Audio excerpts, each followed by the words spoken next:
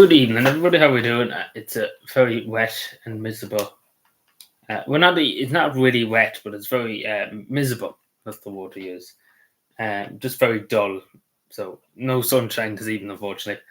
I know. Well, sorry, pressing stuff here. So yeah, a good bit to talk about. Obviously with recent events, etc., etc. And then other events, etc., etc. A lot are going on, basically. Let's put it that way. Now, let's see. We give it a few minutes anyway.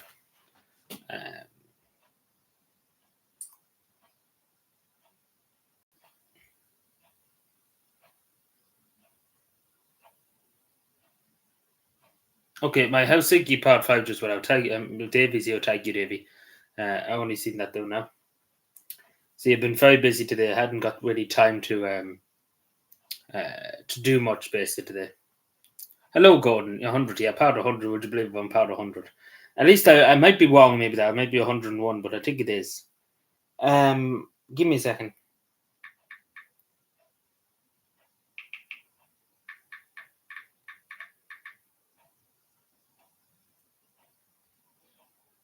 Just the change up in here.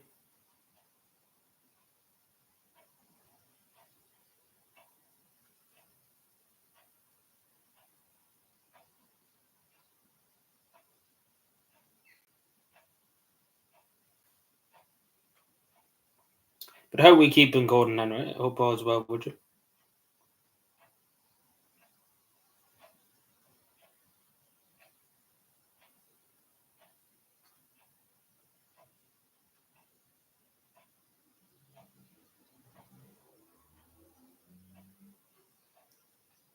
How's my day? Not too bad. A bit busy.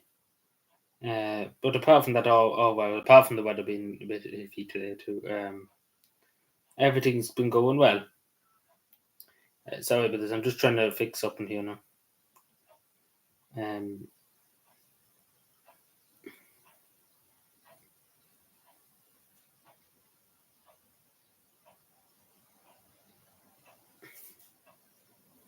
that didn't say fuck. Excuse me, no, just give me a second.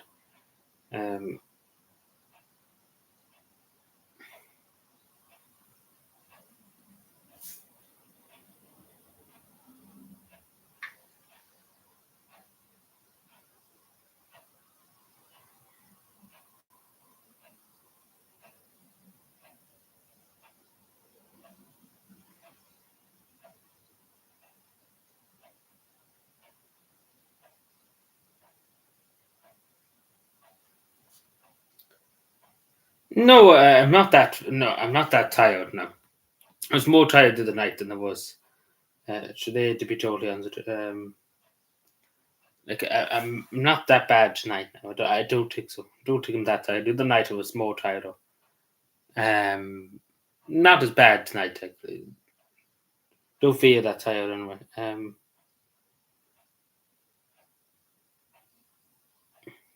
Sorry, I'm just trying to get a thumbnail for this House Sinky Part 5.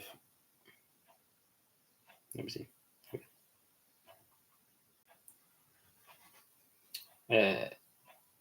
So that's out now. I'd have to just do the things. I'm just doing this when I'm waiting for people to get here, I suppose. I didn't put it up tonight too, just actually thinking about it there. That's my fault for not putting it up that we were going live at this time. Hello there, Fiona. How are we tonight? Let me see. So I'm clicking everything but the thing of what. This is starting slowly.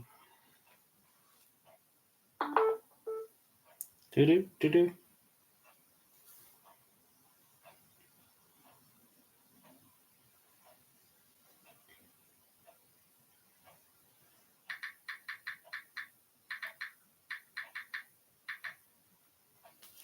The next part of the House Sinky part will be very interesting. The submarine, etc., etc. The military museum, etc., etc. is the next one. So very interesting stuff, and there's a few more videos of it, and it's very interesting stuff. So I think people really will enjoy them ones. So that's the next part. We should be up sometime probably next week. There's only 2 more parts. I say that's all that's left. One part 5, so about 2 more. Yeah, 7. Not 7. That'll be it. So yeah, we have a lot to. It was my full attention now, basically. We'll give it another minute just to give it just a minute.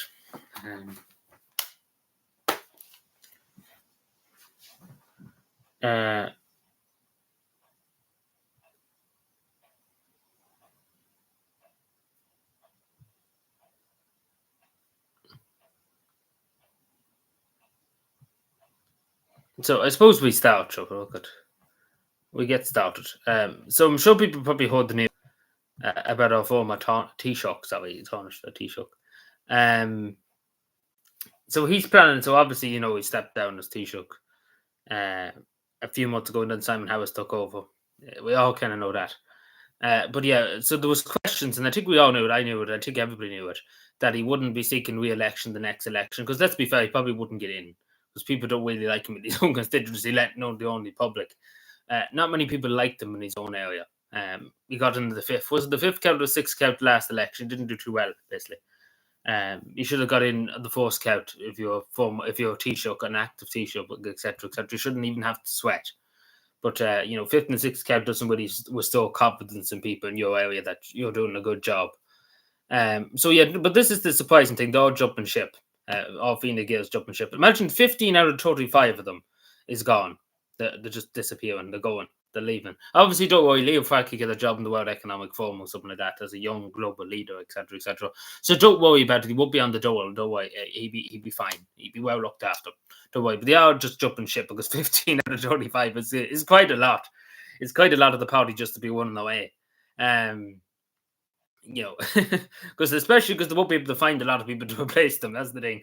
Because the ship is foundering and it's gone. They are literally running for the hills. What is this here now? Yeah, that's okay. They are literally just running for the hills. So that's so we see anyway. It's hard to know when the general election is going to be. They might call it early in November. That's what people are saying. But I presume it's going to be April, March or April next year. I say. I don't think they're going to call it early because if they thought they were going to win it, like believe me, if Leo Varadkar thought he was going to get his seat easily, get 100,000 votes, first preference votes, get in straight away, he probably would have stayed. But it's the fact of the matter that they're not sure that, and Leo Varadkar's not sure what his own constituency vote him in. He doesn't want to end up like Liz Truss getting the boot, which he probably should be getting the boot. But don't worry, Leo always delivers. Isn't that right? Showing documents. So that's that. So there's not really any surprise there. Why is this loading? Sorry. Okay, there we are. It just wasn't loading for some reason. What was this in relation to? Yeah, so this was to do with an asylum seeker who just turned up 5 days in Ireland. He's been jailed for 2 years and 3 months for sexually assaulting a woman on a main street in Dublin. Just to say, first world country. Just to say, free country, isn't it? But he just literally just turned up in Dublin. He just arrived in the Republic 5 days earlier. What can you say? He's supposed to be a vulnerable person, etc., etc., and he's able to do this kind of thing. And again, we let him into the kindness of our hearts. We give him everything, probably loads of money, etc., etc. And then he turns around and does this. To be totally honest, he shouldn't really be. Well, he should be going to prison for this. But as soon as he's finished his sentence, straight on the boat, goodbye, or on the plane, goodbye, out, never come back. But again, still, this at the end of the day, this is very light for what he done. 2 years and 3 months, still very light. But there's no mention in the article, of the OT article, that this fellow will be sent straight away home when he gets out of prison, and as he should be, because he doesn't deserve to be in this country after just literally been here 5 minutes and committing a crime like that. It's not like he ran a red light or something like that, something minor, something like that. It's quite a serious offence to do that, and he shouldn't be tolerated. Yeah, but sure, look at that's this justice system. He's lucky he got a prison sentence at all. Yeah, but straight away, as soon as he gets out, he obviously should be sent to prison first of all to serve his time for doing this. But 2 years is a bit light. But as long as they do, as soon as he gets out that prison door, straight away they have him in handcuffs onto the boat or onto the plane, goodbye, out, never come back. But we see the judge has an order that he should be sent home as soon as he gets out. He shouldn't be allowed to still be in Ireland after he gets out of prison. Let's be fair. I think he's lost his right to that when you commit a crime like this, you lost your right to ever be allowed onto this show again. Because to be totally honest, he wouldn't be this wouldn't be tolerated in Algeria if he'd done something like that. They'd be very strict over there, maybe your head might be gone, basically, let's put it that way, in other words, because that's the kind of justice system that's in the majority of Africa. It's not like, we're going to be nice with you. Majority of countries out there that don't mess around. But over here, again, the justice system's just a joke. He'd probably get out and he'd stay in the country and he'd do it again. Because again, just goes to show you, he's only 5 days in the fucking country and he does that. But again, this is why people are protesting, etc., because these people are getting in. And he showed honestly from Algeria. Like, what's happening in Algeria? What kind of war is happening in Algeria? It'd be different if it was a Ukrainian, maybe in Afghanistan. But why an Algerian? Why is he here? Explain to me why he's here. I know he'd probably say he's fleeing war, persecution, etc. But we've been told it's Ukrainians, it's been people from war-torn countries. Algeria is not a war-torn country. Maybe in the 70s it was, but not so much now. So why was he here? Who let him in? Who said to come in? That's the questions that need to be asked. But straight away, I'm just bringing this up because we wonder why OT in the mainstream media and the Irish politicians are wondering why people are up in arms over it. People being put into the properties in the middle of the night, etc. You wonder why when you see these kind of things. You have to wonder why people be upset and why people be annoyed about these people moving into your area.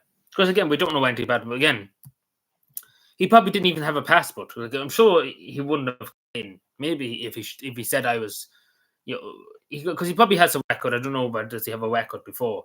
We probably would never know, to be honest. The media never tell you. Is this loading? Just give me a second. Is this loading?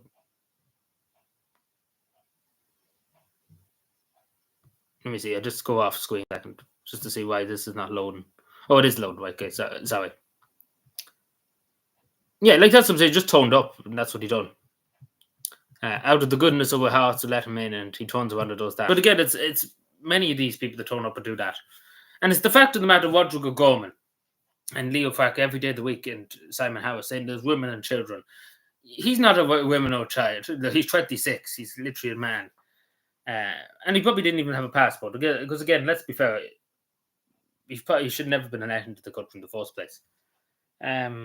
But we see what happens. He spent 2 years out of a prison, but it's very lenient for what he done.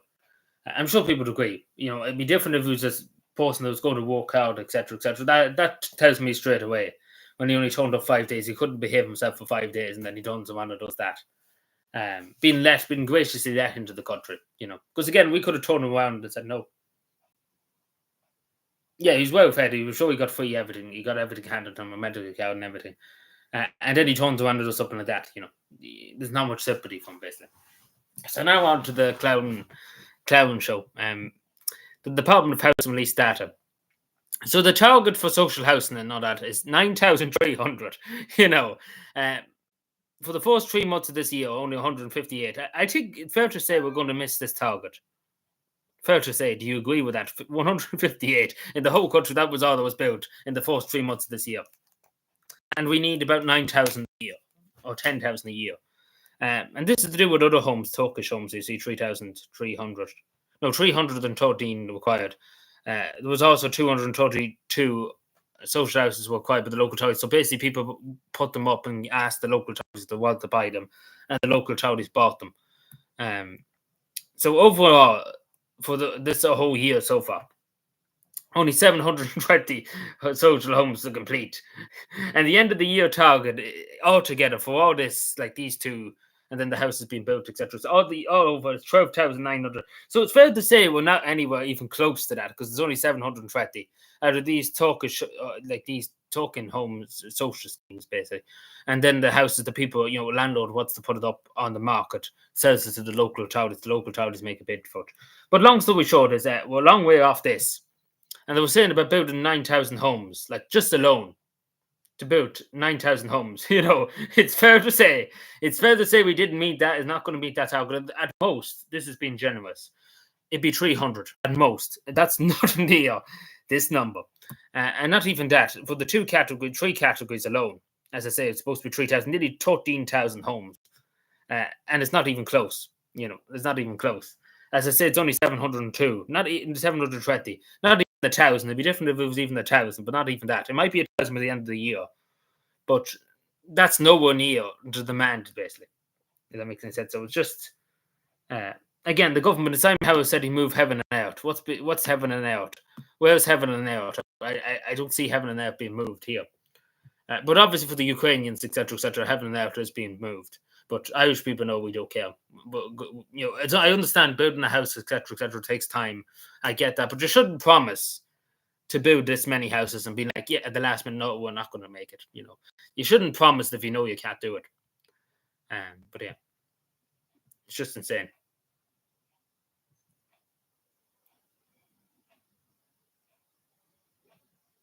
But it is outrageous. This is outrageous. It's only 100. I understand, because again, houses, you can't just put them up overnight. I get that. But it's the fact of the matter that they did promise it, that to be near enough. And Simon Howes basically said himself that when he became the Taoiseach, that heaven and earth would be moved to try and build as many houses as possible. If this is as many houses as possible in the first 3 months, because again, it would be about 300. That's nowhere near that. That's what I'm trying to say. It'd be different if it was maybe 50 away. You could be like, they've done their best, but it's they're kind of just fucking around at that stage in what they're saying. Let's put that way. Because the modular homes for Ukrainians, etc., they're moving heaven and earth to do that.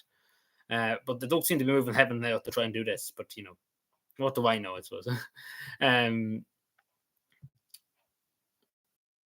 don't know why these are just kind of loaded. They should be loaded already, but I don't know why I did it. So this is in cavan, as you see. So these are just the common feature now in the cavan roads nowadays, all over the roads.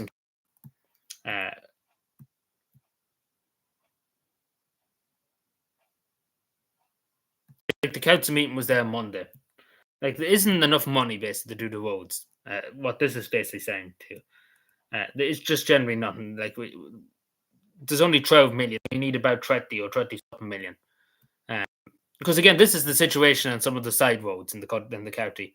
That the roads are literally coming. You can see potholes there, bits of cracks, etc. Here, you go anywhere in rural Cavan now, and this is just the story everywhere. And the amount of damage that's been done to people's cows and to lorries, etc., and fans, is insane. The amount of people coming up and saying their cows have been damaged, etc., is insane. It's nearly it's probably about 14 or 15 people a day, like not a day, but a week, that's going looking for compensation from the county council in relation. Because at the end of the day, it's not the person's fault. The person has a cow, they're driving on the road. It isn't the person's fault if your tire gets flattened because you went into a pothole or damaged your cow. At the end of the day, it's the local authorities. You're paying your road tax to the local authorities. The local authorities are supposed to make sure that your roads are in the best condition possible. I understand you can't be everywhere to do everything. I understand that. I get that. I'm sure everybody gets that. But it's the fact of the matter is, people are still paying high road taxes, paying tax on the car insurance, etc., and this is the state of the roads. And then the Gaudi will say to you, if your car wasn't in the fit state for the road, your car's not in the fit state for the road, and this is the road. It's very funny. Hello, Shawnee. How are we doing? Yeah, but it's a start. This is a first world country, just to say. It's insane. But especially because there's only enough money based to do the main roads in Cavan, technically the primary roads, not so much back country roads. They've just been to waterway. Now, why is this loading? So I just kind of want to go off on this for a second too, because I think they're all just kind of delusional at this point. The talking about bus shelters, like bus stops, basically. I think they're talking about this, and they're talking about like the ones you can sit in, and it's roofing, etc. Physical room, yeah, like I get that, but it's the fact of the matter is, this is the thing. As you see in Dublin, I'm sure many people who live in Dublin know about these bus stops and stuff like that. They're all usually smashed up, etc. The windows are smashed and all that. And I don't think they've taken into account that if they do put, like not kind of like this, if they do place this, but if they have bus stops where you can sit in and stuff like that, there's going to be windows in them, etc., and that's going to be broken. And it's just basically going to be a beacon of antisocial behaviour. We see it in Dublin, we see it in the cities. They'll just be broken up and graffiti to hell and to back. So it's a bit delusional, basically, trying to do this. In some of the say 55 locations were 34 were deemed unsuitable. But it's the fact of the matter, I don't think they've taken this into account, that it could be damaged, etc., in these ways. I don't think they've ever thought of it. Not that I know of, because they seem to be not taking to that, basically, even just due to lack of space. But I don't know. But that's my main concern here, that they do put down some of these, bus stops, bus shelters, and they end up being broken into bits, and the council spend thousands on fixing them and then broken up again. It's just going to be cycle of repeat. But we see what happens, I suppose. But still, I suppose it's good for elderly people, etc., if it's raining, they can wait in there for the bus instead of waiting on outside this bus stop with no shelter.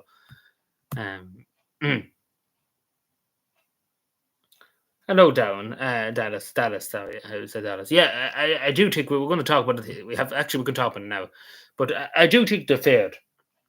In regards, because there should have been, the Secret Service snipers that were on the roof, they should have probably seen the fellow. I know the roof was kind of angled, etc., etc.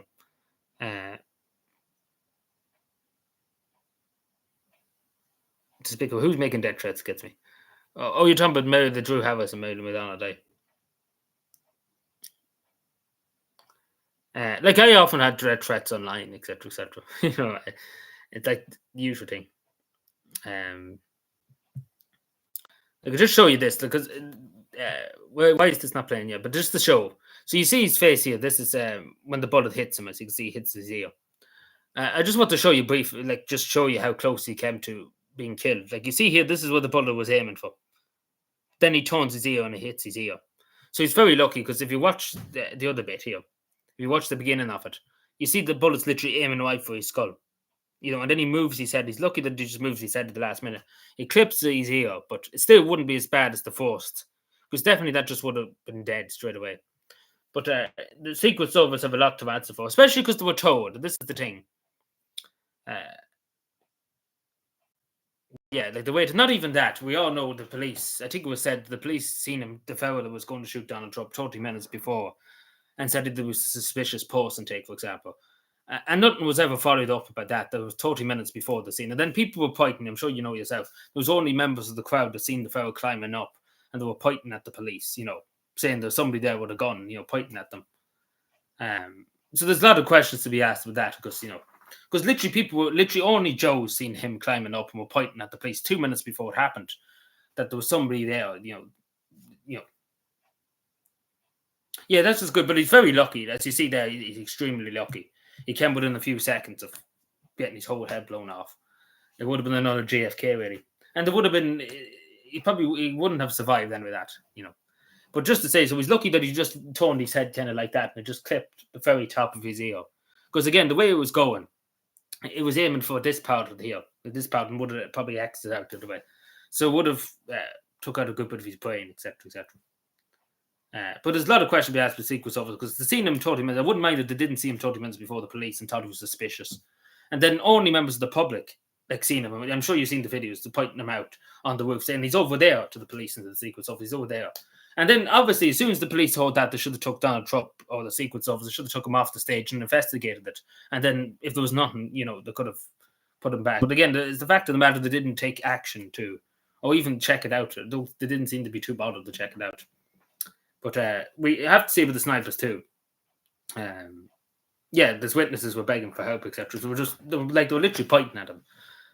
The police couldn't argue that nobody told them they were there or anything like that. And especially because it wasn't hard to see, I suppose, too. Like, I know the roof was kind of slanted where he was.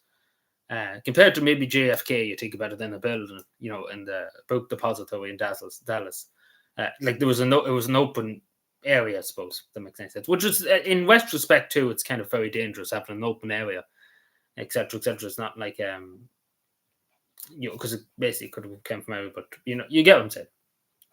But thankfully, he wasn't killed. But again, only member of the public was killed. A young man was, it was literally, I try and get a shot just to show you, because I think I showed it the other night, but just to briefly show you. Just to show you, because it probably should have been thought about. I don't know, but it should all come out in time to come. But obviously, he intended to kill Donald Trump. It was just a matter. It was a miracle how he Tony said just literally the right moment.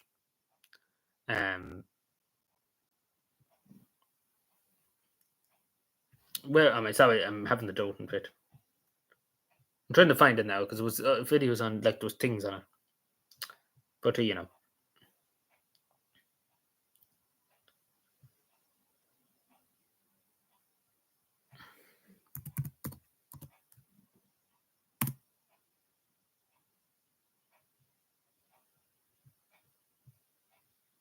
So I'm just trying to look for a good like thing to try and describe, like a good image kind of describe where the shooter was, etc. Give me a moment, sorry. I wouldn't mind if I had if I didn't have it.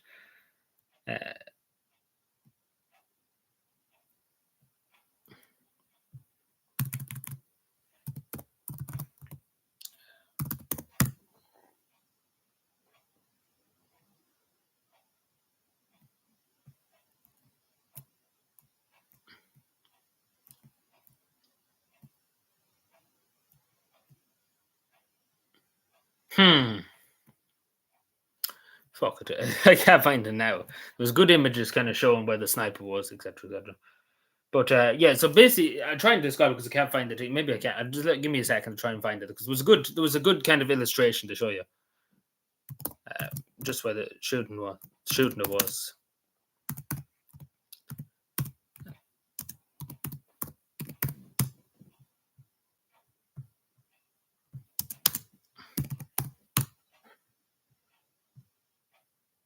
Yeah. Okay.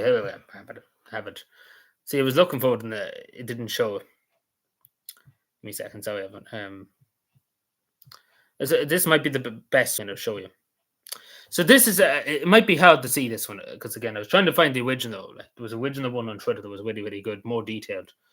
But you can see here it's kind of an open field here, like it's very open. It's not like it could have come from anywhere the shot originally. But it's the fact of the matter the people pointing it out to him.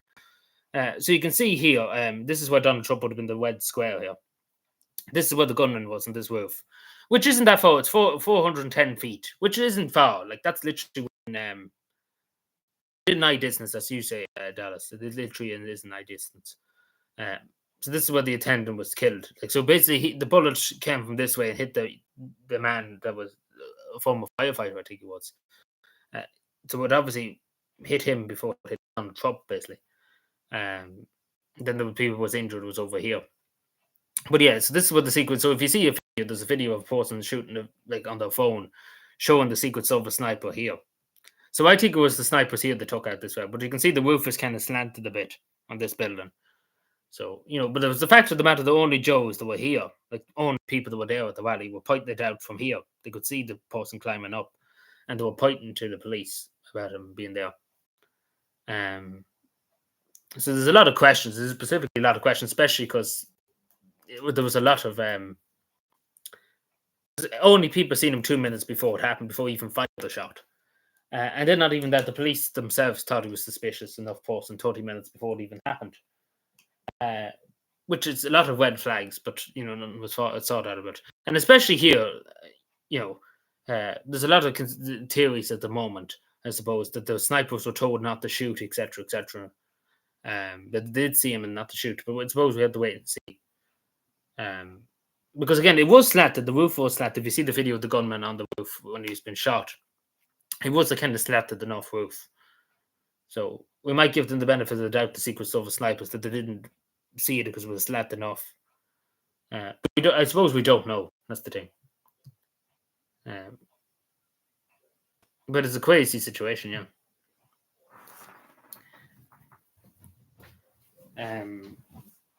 But definitely, it wasn't up to the standard. Let's put that with the Secret Service and stuff like that to allow him to get so close. Questions need to be asked very toughly about it. Because he was very lucky. He genuinely was very lucky. You're sure, Whedon.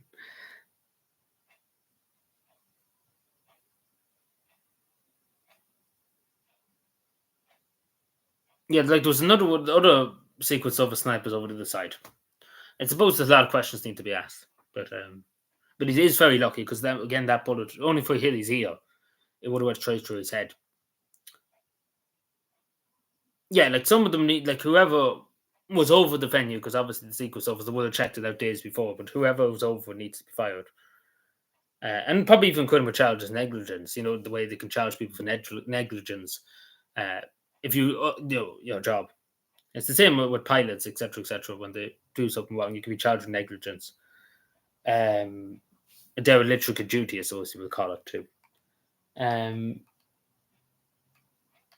But I don't blame let's see the two Secret Service that was around them because they probably wouldn't even told. You know, it's hard to know were they even told that the people who were directly beside Donald Trump, he's in a special service, and the people that jumped on him when they got him down to the ground. I don't even know that they know. So I suppose we don't know what they knew or what they didn't know before it happened. You know, or who knew what and who was told. And, you know, that's still all up in the air.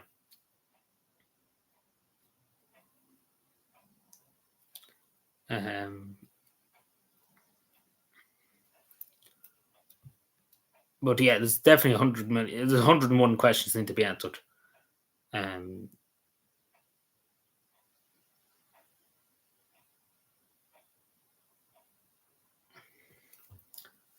I suppose it'll all come out in due course. It will come out in due course. But I don't know what was his motive too. Was it just that he didn't like Donald Trump? I know they say he was a registered Republican, etc., etc. But I don't know what was, you know. I suppose again we probably know in due course, but we know who the fellow was, and etc., etc. What struck me too, he's very young. He's very young. He's only 30 or thereabouts. You know, when I first thought about Donald Trump being shot in the ear, I was presuming it was a man maybe in his 50s, you know, somewhere around that age. He's very young to go out and do something like that, if that makes any sense. I was expecting somebody in the 40s or 50s. You know, maybe I was just too foresighted, I suppose.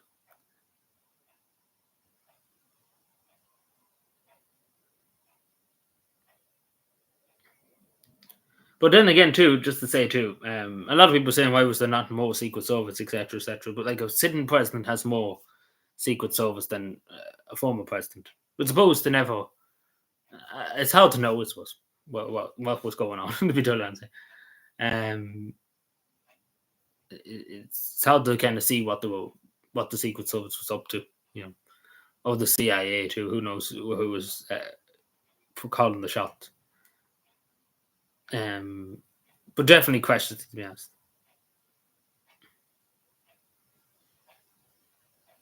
Yeah, like when Joe Biden came to Ireland, to the welded the man covers, etc., etc. They done everything. They closed off the bins. Like they done a lot. There's a lot we can fuck with. So I don't think they do that for an ex-president. You know, it's for like a sitting president to do that. Yeah.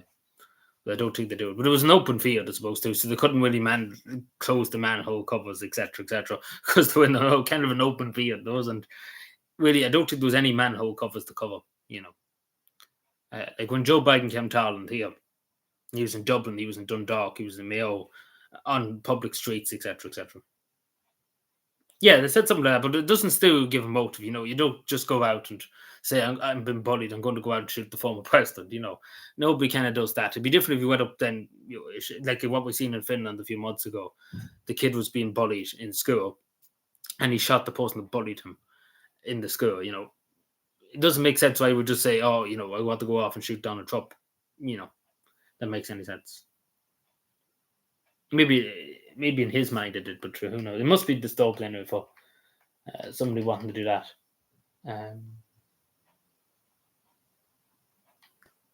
You know, that's just the way I see it, I suppose. But maybe I'm not just taking enough into it, I suppose.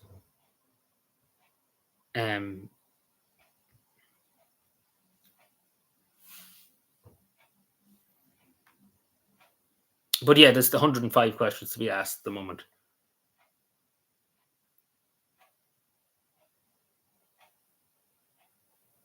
Yeah.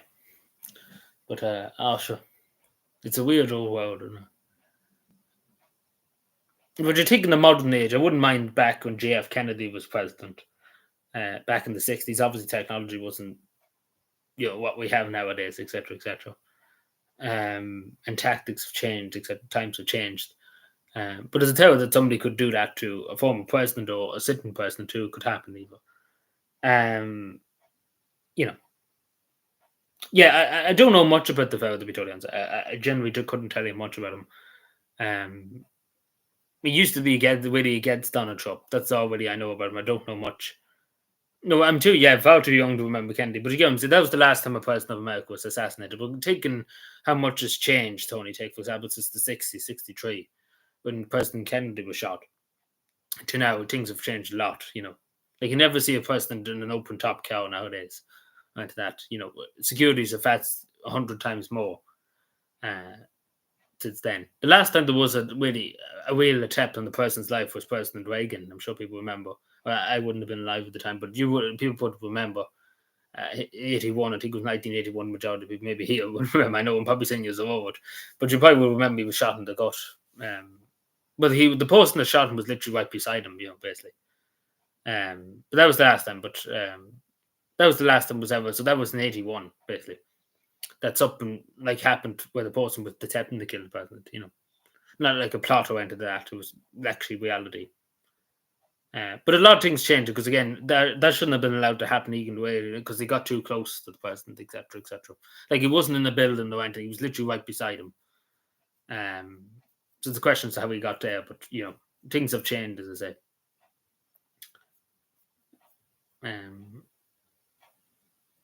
But basically, what I'm trying to say, it shouldn't happen in the modern world that a leader of a country, etc., can be shot. It shouldn't happen, basically. Especially, obviously, it'd be different in Ireland. There's not that much security compared to a former president of the United States or a sitting president, for example. In Ireland, there's not that much security in any way. There's a bit of security, obviously, but not as much.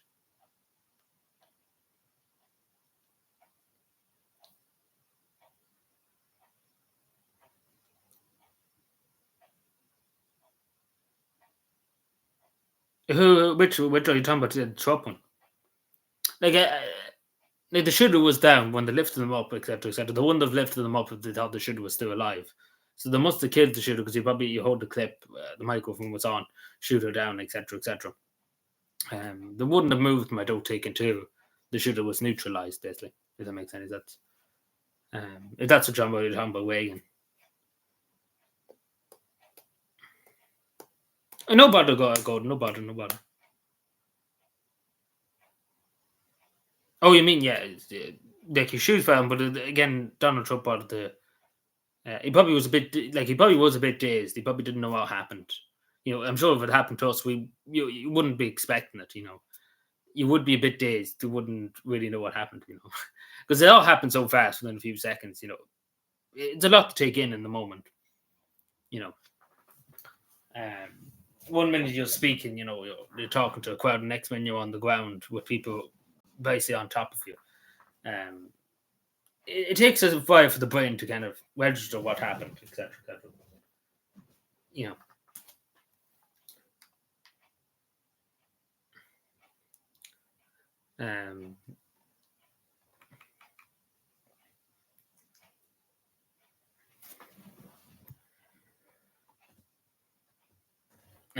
So yeah, I suppose we move on. I suppose unless anybody else has anything else to say about it, we can talk about it at the same time. So I just want the top of this. So a lot of people, customers feel, particularly in hospitality, hotels, etc., mostly, that people are not getting the value for money.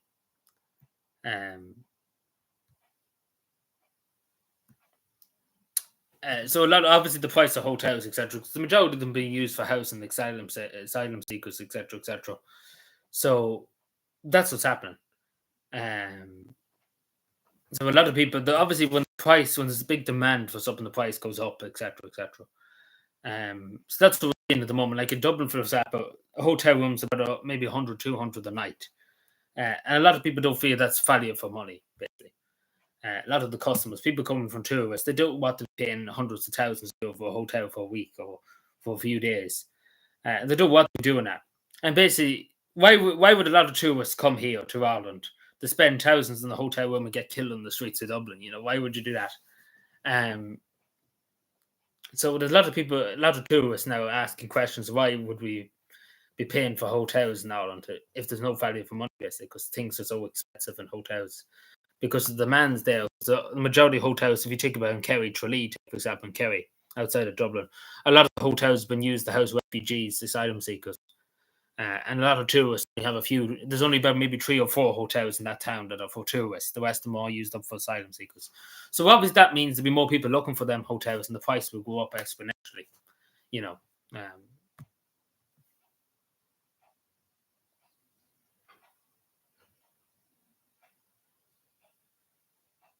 Yeah, but that's what it is at the moment. Because again, majority of hotels will be used for asylum seekers, etc., etc. Because obviously, when you have demand, just take for example Tralee in County Kerry, the big town in Kerry, I suppose, in the county of Kerry. When you have demand, say for example in Tralee, take for example, there's about 30 hotels, right? Take for example, and say there's majority of them, right? Let's say all but 5, right? All but 5 have been used up. Right, so 15 hotels have been used to house asylum seekers, take for example, right? Fair enough. So you say you would have loads of tourists coming. So you would have maybe in a month 5,000 people would come to that area of Ireland, right? Fair enough. So there'll be only 5 hotels to accommodate them 5,000 people. So what that means is the price is going to go up anyway. So take for example, it was 100 and something euro a night. Now it would be nearly 500, 600 euro a night because the demand. When there's demand there, the prices go up. Because that's what's happening at the moment. And a lot of people don't feel that we get to that instead, but a lot of people don't feel that they're getting value for money, and especially because a lot of people don't feel safe. You just taking it in Dublin, take for example, they don't feel safe walking the streets. So why would you be paying thousands for a hotel room that you could be mugged literally going outside your hotel room? Because that's what Ireland has become basically. That you could be just killed on the street. So the consumer, the customer, the tourist, or even just the local doesn't feel like it's worth it.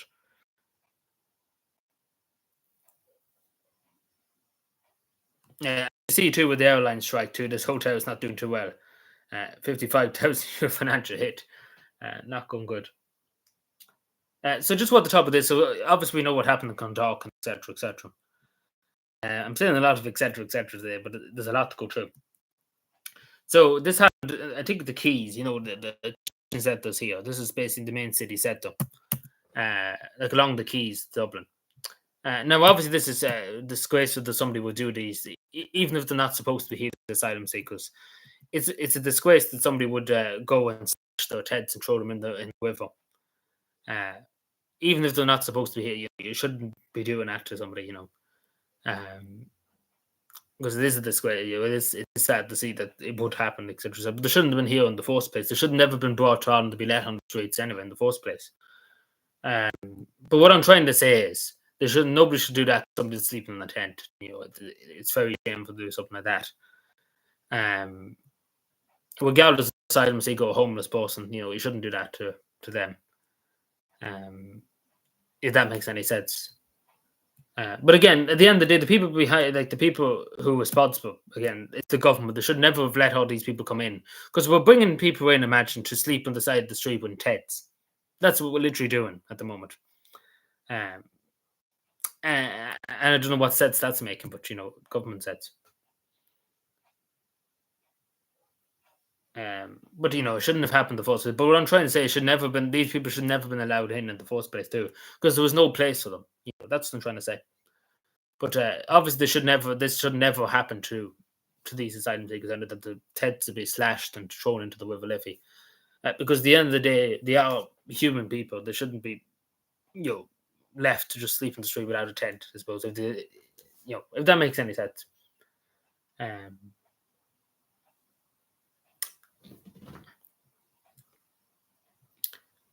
We'll probably come to Glendalough now in a second too. So many people really care about this particularly. This is the local kind of thing at the moment.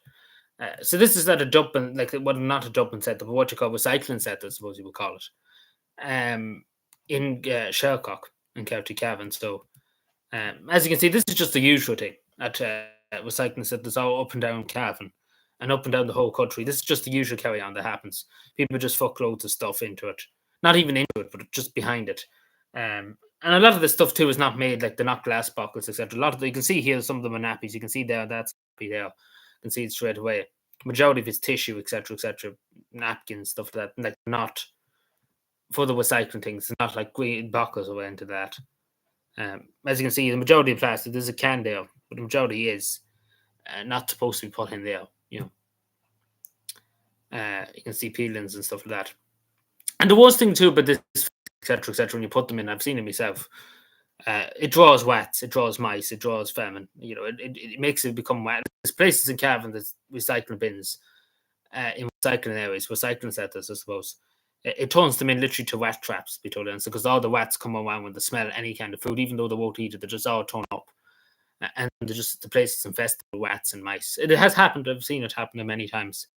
But it's a sad reality that this is what happens all the time around the clock in Ireland. Like, to be totally honest, there should be CCTV, and I was at this one before in Shercock too. I've often had to clean up that area too. It's a pity, because at the end of the day, the people that it falls back on is the tidy townspeople. It's not so much the council. The tidy townspeople go out and do it, and it's not fair on the tidy townspeople following people that are not even getting paid to do it. It's not fair on them having to go and do it. The work of the council, etc., etc. It isn't fair. It isn't right. It should be the work of the council to do it. And I think the litter warden was out at it, I think. But what I'm trying to say, if only for the litter warden going out, etc., would be up to the tidy towns to clean it up. And it's not acceptable. And I keep going back to it, but the only way to deal with this is if you employ council men, you pay them a good salary, etc. That's the only way we're going to be able to contain this. But asking people to go out and do it for nothing is not acceptable. It shouldn't be tolerated. Because at the end of the day, it's the responsibility of the council, the local authority, to make sure these people are caught and to make sure the areas are clean. It's not really it shouldn't be up to volunteers to go and do it for them, And obviously, it's a no-brainer. There should be CCTV in these areas. The majority of recycling centres do have CCTV. Some of them are hidden, some of them are visible.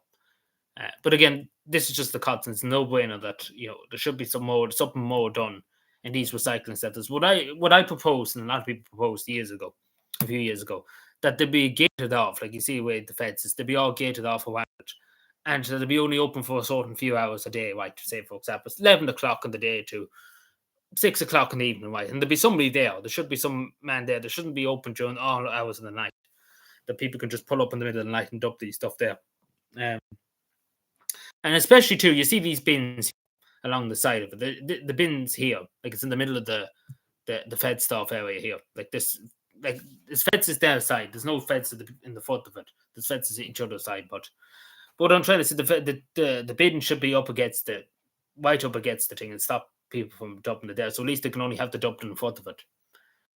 But it's just a constant thing. But give me a second. I'll try to find something else now. But it goes without saying, it shouldn't be tolerated, basically, because it happens every day of the week. Like there's many places, recycling places like this. It happens literally every day of the week. As we speak now in Cavan, there's probably 5 or 6 of them just full up with bags that were lifted this morning, etc., It's quite bad now, and especially because they get off with it.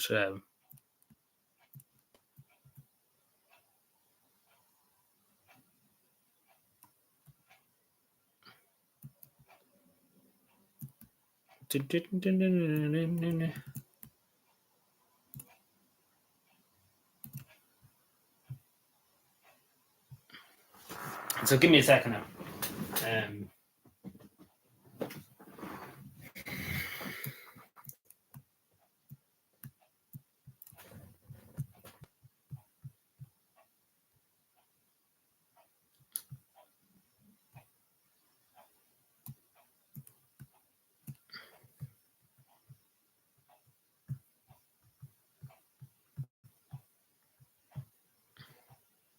People have heard this at the moment, that it's doing the rounds, the video.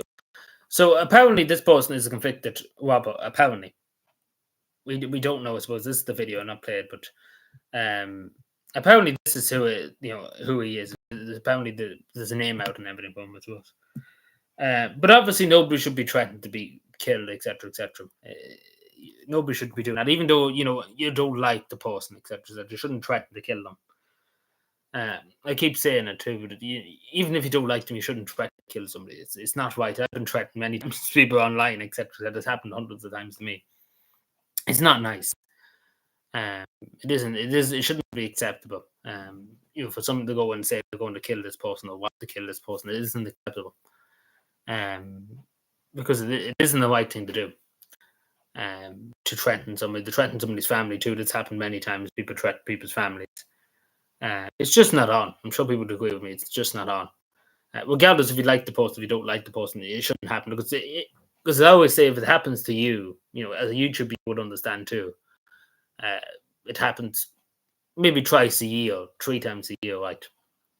And especially as a public figure, you would, like myself, you would know people. If you ask public figures, they would say they got death threats many times over the years. It's not a nice thing. It does annoy you a bit. It does. Maybe some people it doesn't annoy them, but it does kind of stick with you and stuff like that. Somebody wouldn't even, doesn't even know you, just wants to kill you, etc., etc. It does affect you a bit. It does. But yeah.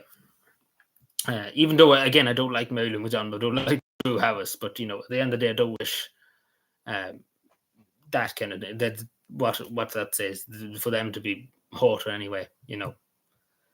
Even though I don't like them, I don't know McDonald's political way, but I don't wish harm on her basically in that way. The same as majority of them, even though I don't get it, I wouldn't be the best of friends with them. Let's put that way. No harm should really come to the mother families. I think that goes without saying anyway.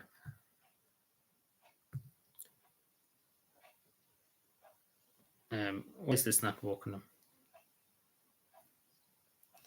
Give me a moment, Tommy. This is having a fit. I think I'm out with it tonight, to be totally honest. I'm kind of doting a bit, I think. See, the worst thing about it, I should nearly do these streams in the morning before I go to work, to be totally honest. Because it would be a lot more better, because I'd be a bit more awake. Usually in the morning, I'm a lot better. I'm more awake into what's happening around me. But see, when I get on, like, in the evening, you do become tired, etc., etc. It does happen.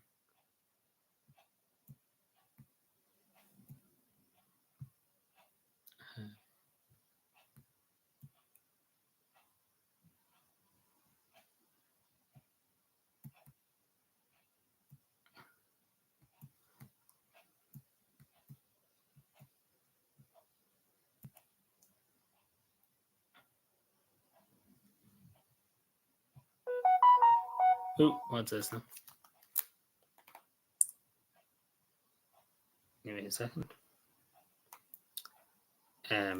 But anyway, how are we all keeping anyway? I know I'm probably doting a bit tonight, so bear with me when I'm doting.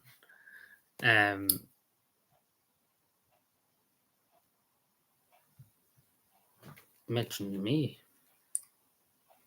No, not much anyway. Been quiet, not much happening.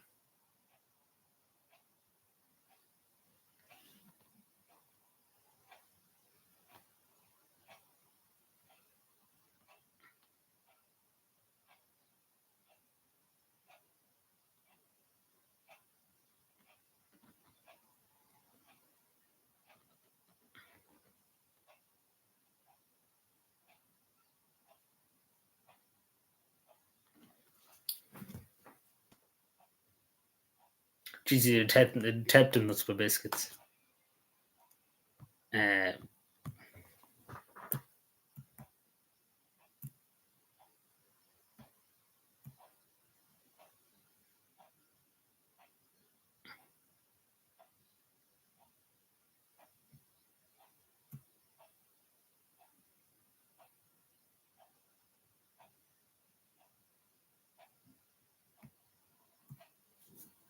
Bum, bum, bum, bum, bum, bum, bum, bum, bum, bum, bum, bum.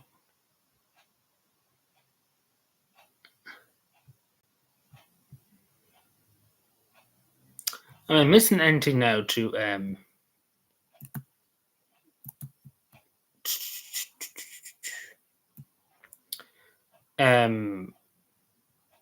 Yeah, there's a few more things actually. Give me a second, sorry, because I should have these up, but I don't. Sometimes I have to go looking for the thing to find it.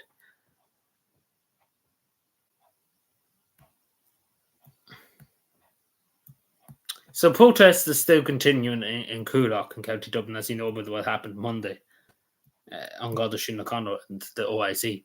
But the OIC is the RDE, so what they're up to. So the protests continuing tonight, obviously. So the word is they are still going to go ahead and putting these people in to it.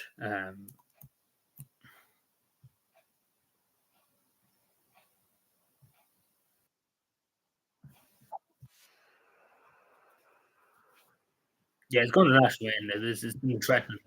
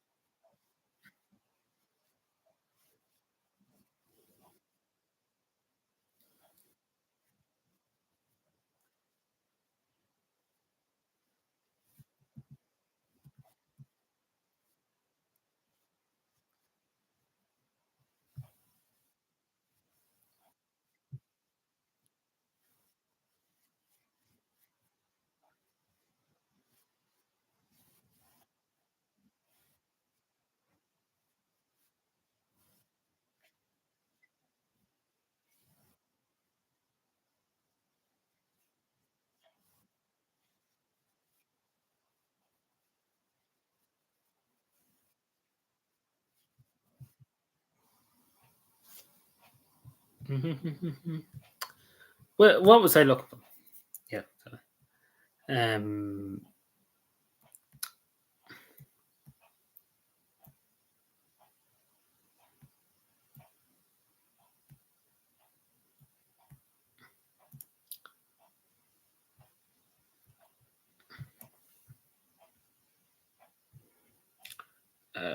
just looking for something. Sorry.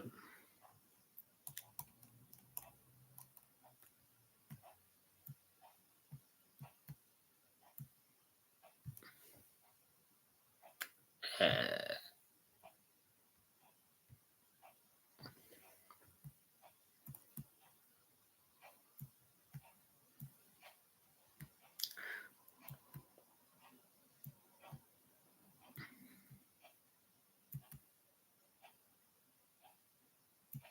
just trying to get the other topic.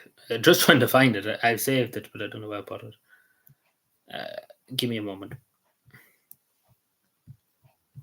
So I talked about this many times before, I'm sure people, and somebody, Fiona, you mentioned to me yesterday too. I talked Monday.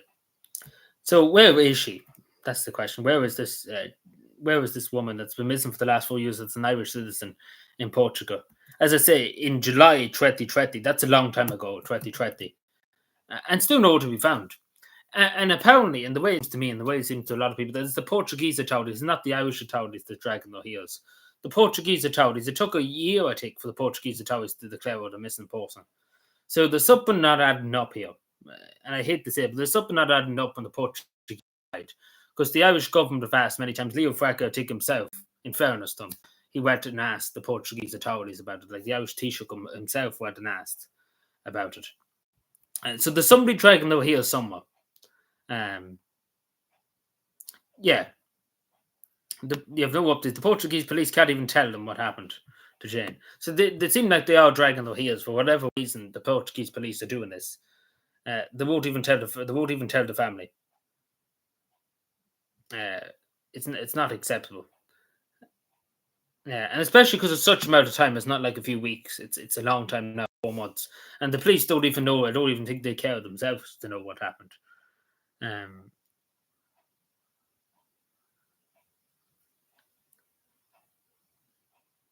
So this is it astounds me too that the Portuguese police haven't even bothered to try and find her bank details to see if her accounts being used or social media accounts. The Portuguese police are only kind of doing it now.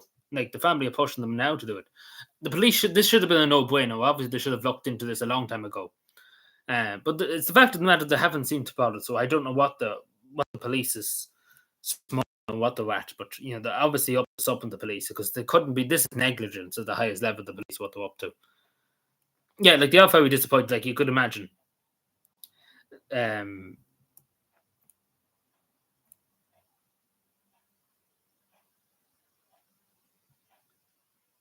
it's not so much like the Irish authorities should be doing more. They should be more officious with the Portuguese police. What I'm trying to say, they should be demanding them, not asking them, demanding. But they won't do that. Obviously, the government, they're too weak in this country to say boo to them. Like the Portuguese authorities, the Portuguese Prime Minister, because they should be brought up to the highest level of the Portuguese government at this stage. Because it's not good enough that, as an Irish, this woman's an Irish citizen, that she can just go missing into the blue, and there's no answers basically from the Portuguese authorities. It's not good enough. The Irish government should be barking at them for answers, 24 hours a day, 7 days a week, and making sure they answer. Because again, it's an awful long time. Like I know Leo Varadkar himself read about it. Like in fairness, he did. So, like Brendan Smith, in fairness to Brendan Smith too, he's always pushing it. They try to make sure that this is not forgotten about. In fairness to Brendan Smith, he is doing his job in that regard.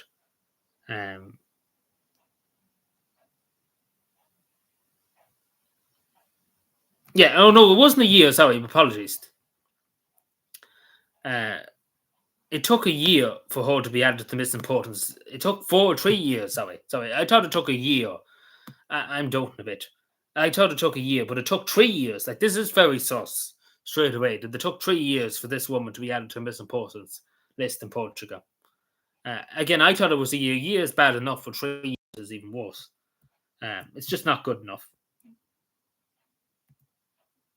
Yeah, like the Deputy Franco raised this case with the Portuguese authorities, but it should be very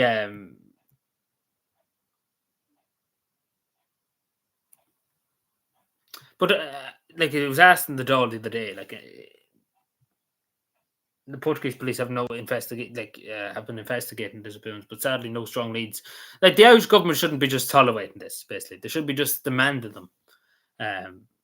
But it's the fact that they're just kind of accepting this, the Irish government. They're saying, oh, yeah, they're doing their best. But, if they're doing their best, they wouldn't want to see what's their worst.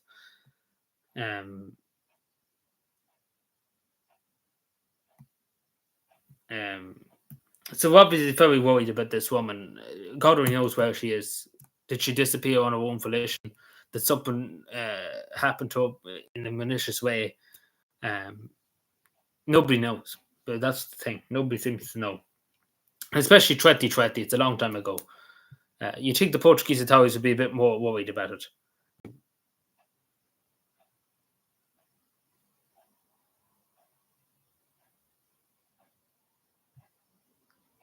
Yeah, there's hardly anything. Like, that's what I'm saying. The Portuguese authorities don't know themselves what's happened. But she wasn't even a tourist. She was living in the country. She was living there for a few months in Portugal. She was living there for a few months. Like, she wasn't a tourist. Like, she was just there for a few months.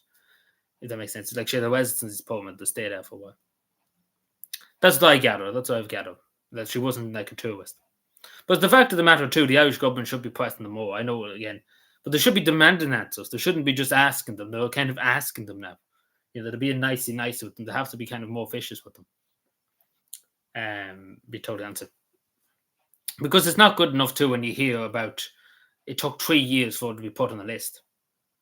Yeah, she was living there for a few months, and I don't know. We don't, like, nobody knows.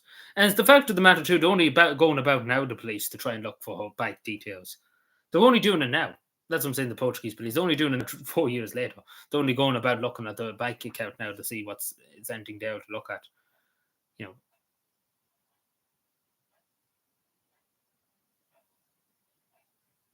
Yeah, but I don't know, because this was in Lisbon. This was in, like, I don't know where she could have went.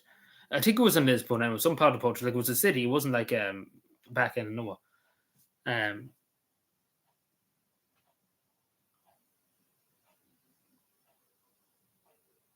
But as the fact of the matter is, there's no CCTV. Say she did, the way the young lad that went missing, unfortunately, he passed away in Tenerife. But the way of CCTV, at least they knew where he went and where they found his phone, etc. There's nothing. It's literally nothing to go on. It'd be different if we seen her coming out of her apartment on CCTV tape, because there's nothing like that. We have no, like, her leaving her apartment, take for example. Then we can at least say she left and went off in that direction. There's nothing to say. Well, she went. At least with the teenagers that were missing in England, now we're in Tel Aviv.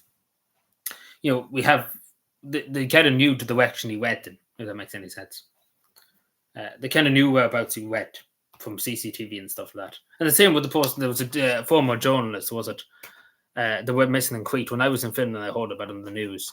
It was Crete or some island in the Mediterranean, and he was found. He had died of heat stroke or something. I don't know if people remember that. But they were able to find out from the CCTV which direction he went in, etc. etc. It's the fact there's nothing. Like, it's just nothing. Literally nothing to go on.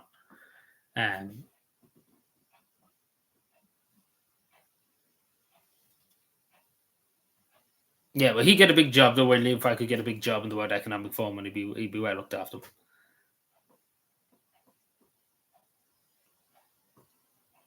No, well, as far as I can get, the family doesn't seem to know. The only thing we know is that she was in Portugal for a few months. Must have been maybe a work visa. I don't know. It hasn't been released, but she was obviously there in Portugal, living for a few months. That's what we know. Like, she wasn't a tourist; she was there for a few months. So that's where they are. There's not much information, and the Portuguese authorities are not forthcoming and telling us what's happening.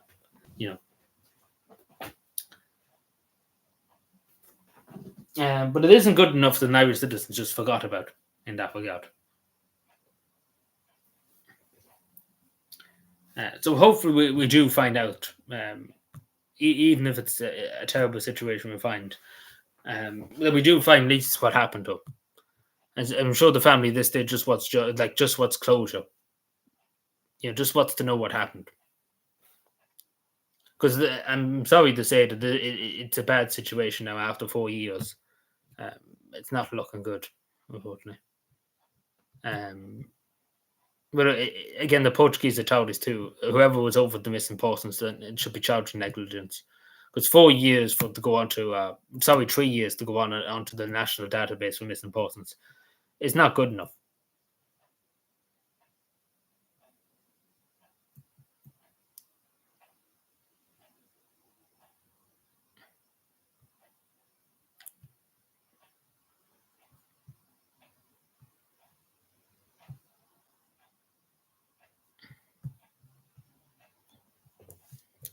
But there's not really much, like you probably yourself, there isn't much information out there in relation to this case. Like, the media too are not covering it as much as it probably should be, because there should be a lot more public uproar about it. But there's not much at all. A whisper here and there, and that's about it.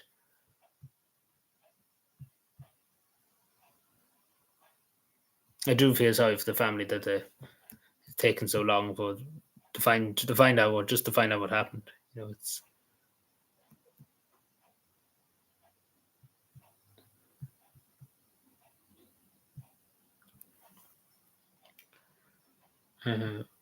But again, it doesn't look good, unfortunately.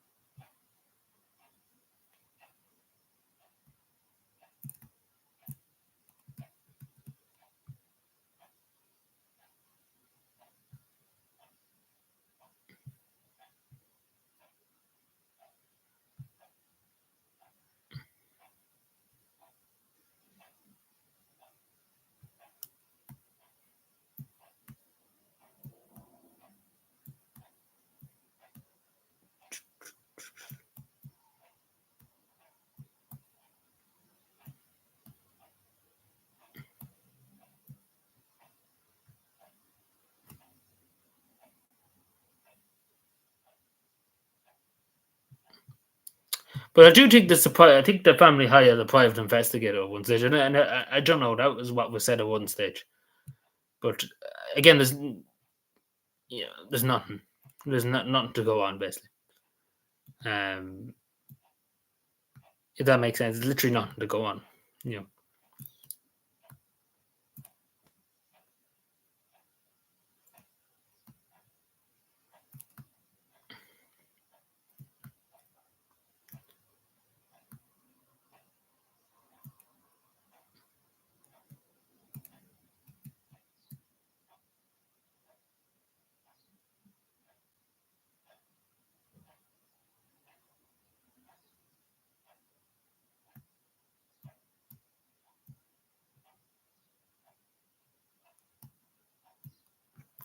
Interesting. Walter Gorman takes the post and stuff online from his department, is engaging with the community. Great stuff. Did I ever tell you that? That's great stuff. Like I think these people live in the world of their own. Like they all generally do think they all live in the world of their own.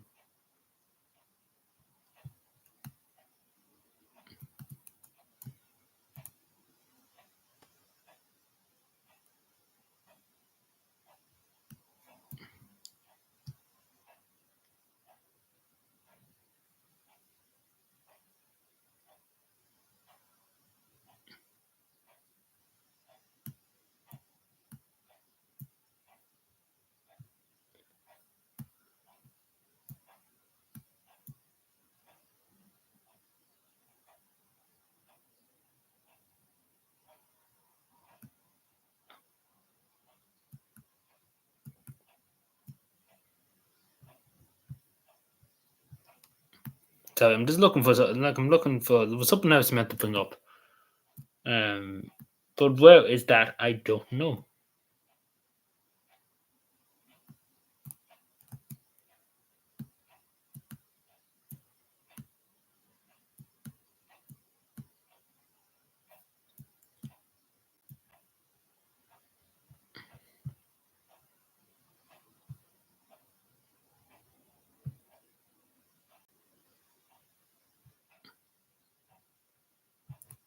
Um,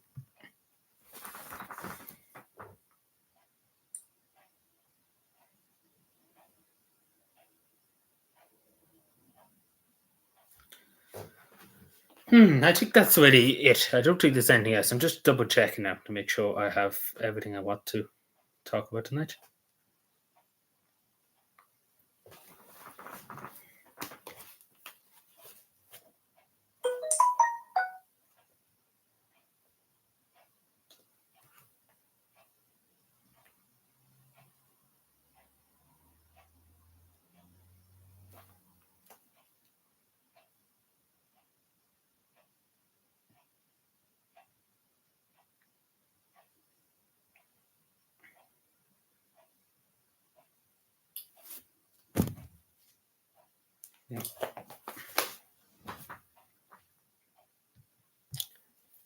So yeah, is there anything else?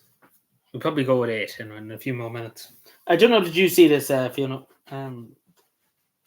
Still do have sticky stuff. Sticky stuff. I should have brought it up. Like no, the sticky notes. So I can't really show the address on it. So, this over.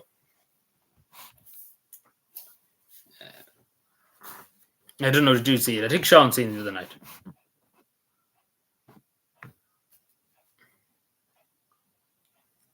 I don't know. What night was it? Monday night. I might have showed. I can't remember. You probably were here.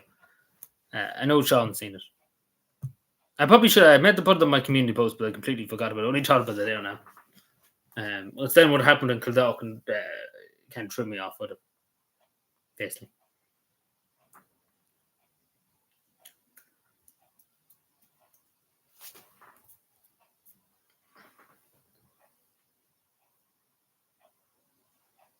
Which conversation? What conversation? Which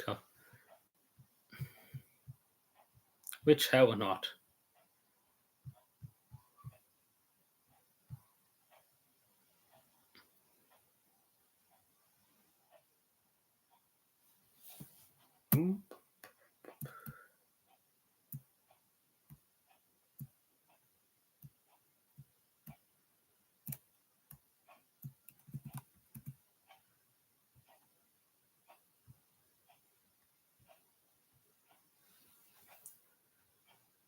Which what? Which what? There's a few. What? I don't know what you hear when I showed you the thing. You know the thing. I don't even think that's going to even tell you. But Sean was here at the time. It was something I showed. I don't know if you were here at the time. I can't remember. I don't want to show you in case you were here. There's been no point really me showing you again and just be like, oh yeah, you've seen this the other day. I can't remember. I remember Sean was here. See, it's hard to remember everything.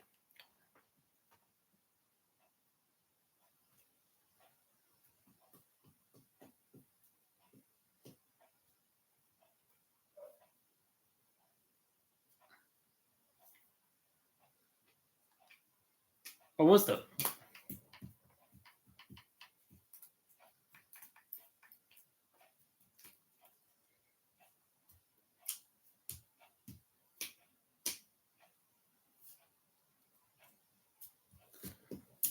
Jesus, fake people now. So you wouldn't hear on Monday night.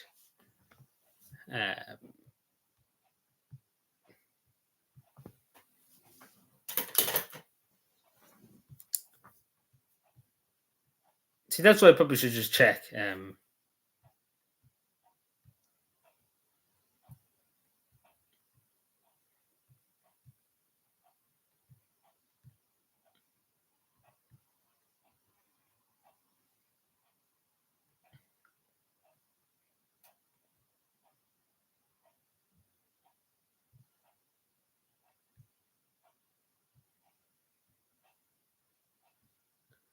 I don't know what you're talking about. This stream, you're talking about the stream. I'm very confused.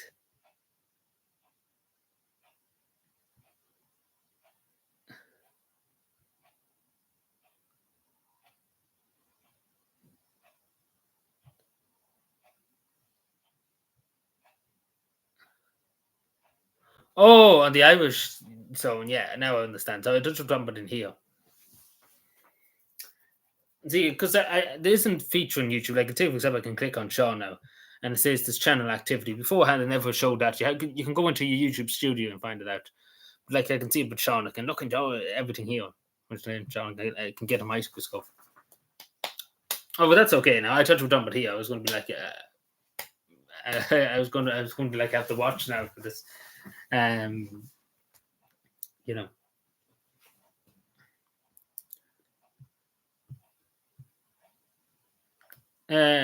You wouldn't go Murphy stream last night, wouldn't you? It was you that was there. Because I just happened to look and see in the chat last night when I was in it. That was at 11 or so. Yeah, because you were modding the channel. It was there for I remember seeing your name. I think I seen Sean's name at once or two. Just coming to think of it. Yeah, I remember seeing your name too on. I didn't remember what you said, but I remember just seeing your names in the chat. I just briefly looked at it. Like I was here and I was doing something at the time, and then I was happened just to look at the chat and was like, "Oh yeah, there's them." But I wasn't there for long. I was only there for about 30 minutes. I never really say much in the chats and stuff. Like I could be just there, and you wouldn't know wrestling. Because basically, if somebody asked me a question, the only reason why I don't type or anything in the chat, because somebody might ask me a question, then I have to try and write a big essay, and it'd just be too much with dyslexia and me because I spell things wrong, etc., etc. It'd just be a big charade, basically. If that makes any sense. Only for that, I would probably be in the chats a bit more for some places. But that's the interesting. And then people go, "Oh, you spelled that wrong," and this, that, so just to save that hassle, that's why I don't really respond. But it was there for about 30 minutes or so,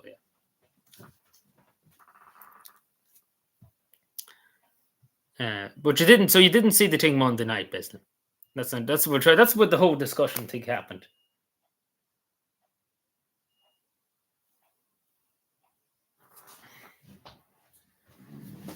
Big discussion.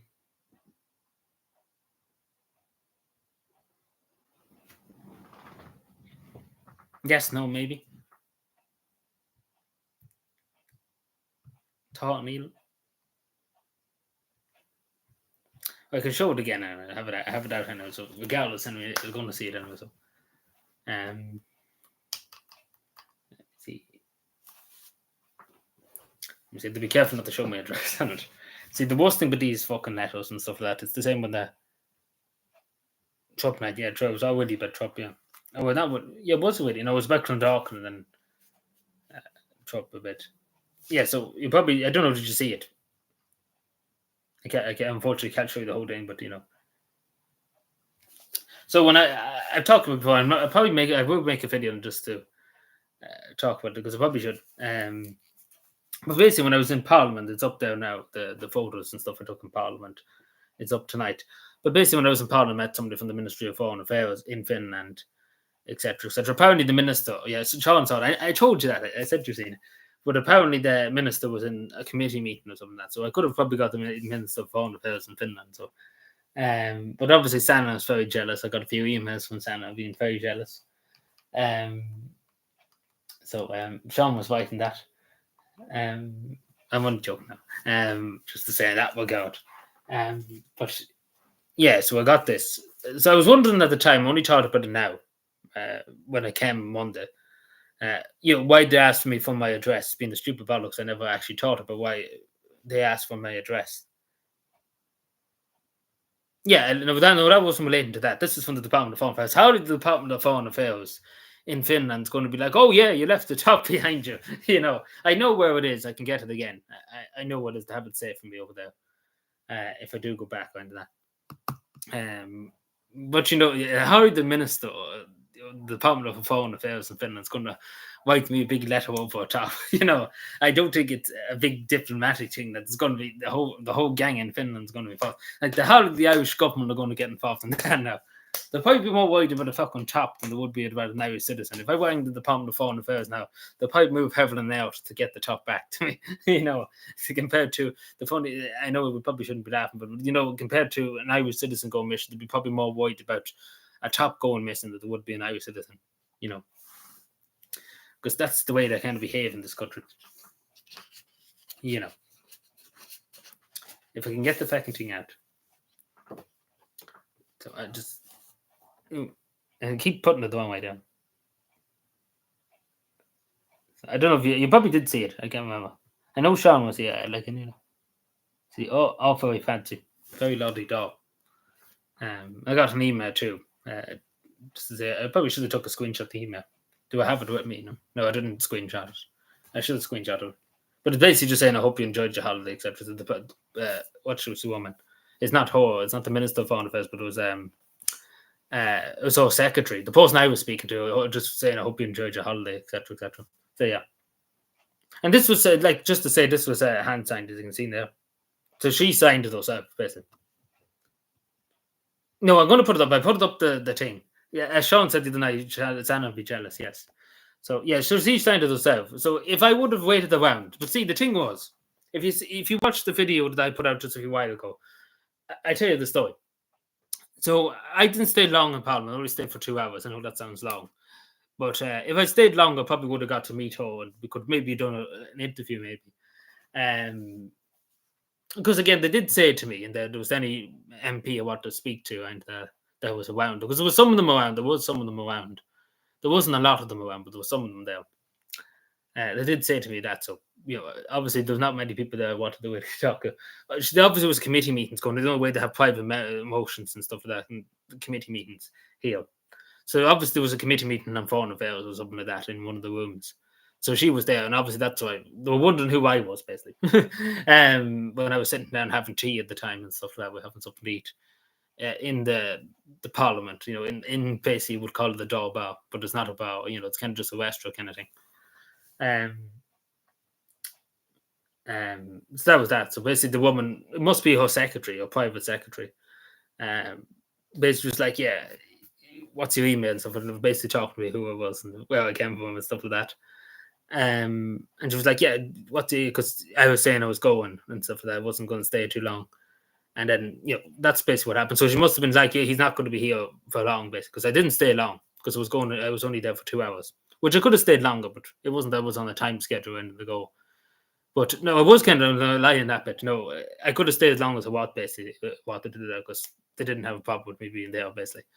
But long story short, I had a reservation in the Cat Cafe. There was a Cat Cafe just a few miles away from Parliament, and obviously I needed to get there for that time, basically, to be in, because I had to resolve, etc., my seat in the Cat Cafe. So that's why I was kind of pressed for time. I couldn't stay down through all evening, basically, if that makes any sense. So only had a limit of about 2 hours or so, to go and to get there and stuff like that. So that's why I didn't stay longer. If I would have, probably would have been able to meet them, Yeah, but obviously we won't hold anything against them for being a member of the True Finns. There might have been a big discussion about that if I was there. Because again, I have to remember, because the people that were with me in the parliament were the members of the Social Democrats. So there probably would have been a bit of an argument if that happened. So, because it's a different party now. She's a different party. She's the government party. The Social Democrats and the opposition. But I was invited back. This is the thing. Only for I was going that Thursday. I went there and it was that Monday. Because the elections, and obviously there was a bit of a fluster too in Parliament, because the elections were that Sunday, the European elections. And then obviously with Lai Anderson getting 250,000 votes, there was a big hullabaloo over that around Parliament, etc., etc. But if I would have went that Thursday, they said to me to go if I was staying, I should have came that Thursday. Because Prime Minister's questions usually on a Thursday, and that's usually when all the MPs are there. Because there was some of them there, because obviously there was committee meetings and there was different things happening. But usually when the Prime Minister's there, a lot of the opposition, etc., is there. So we would have probably got to meet a few others. But they did ask me to want to meet any MPs. They would have tried to probably get a hold of them. But again, unfortunately, if Sana would have still been an MP, I could have got to meet her because she probably would have been there. Basically, if that makes sense. They would have went out of the way to try and get her if she was an MP. But as the fact of the matter, she's a part of the Tony Blair Institute. She's not a member of the Parliament. So, unfortunately, sad face. But anyway, and obviously, let me show you this. I try not to show my name, like the dress and that. See, this is the worst thing about the dresses and stuff in the back, but it's entry showing there. You can see the logo and stuff like that. Very fancy. So, then obviously too the top, like the priority thing at the top there. So like it's more than that, like where you say private post and stuff like that. It's something, it's hard to describe. But anyway, there you are. I put it up in the community post. Remind me if I don't put it up before Saturday, shout at me to put it up, so you can see that very nice detailed kind of thing. Hopefully, again, I'm just afraid of dirtying that a bit. And then obviously, but she would have had to sign this personally. That's the thing. So how does she know who I'd be like? This is a YouTuber and stuff like that. Because I did say to your woman, they fucking said it to be told. That's the people who was with me. This fellow's a YouTuber, etc., etc. So hopefully the not watch. That's what I'm trying to say. And me just taking bits out of the True Finns. Well, she's not part of the True Finns. I think it's the Conservatives she's part of. She's not part of the True Finns. I don't think so. No, she's part of the Conservatives. I was wrong in saying that. Yeah, we'll put it in the past. Like they'll have Sana's ones in there. But basically, that's where I got Sana's ones from too. The people in the Social Democrats I knew had it. Do you remember the one from Sana? And so no, she didn't send it personally, but she said it. But anyway, there's a big, huge hullabaloo. There's a big story behind the Prime Minister's one that was said from the Prime Minister's office. I will probably put up a video because again, I went through it Monday night. Sean was here at the time when I talked about it. But basically, there was a long discussion about it. Because technically, when I wrote the letter, it was to Sana Marin, and obviously it was a different government now and a different Prime Minister. So there was questions about should they send a letter, should they not, But anyway, I make a whole video talking about it because explain a lot. Because again, I didn't know a lot of it until I went there. But there's a good bit of a story behind it, basically. Have it safe in there, and that's all. I will put it in the community. I should have probably took a picture there now and put it up. But logic doesn't work. But anyway, that's that. I don't know. You probably seen it maybe already. I don't know. But Sean definitely seen it Monday. But see, I was too busy talking about Clondalk and stuff, and I completely forgot about it at one stage.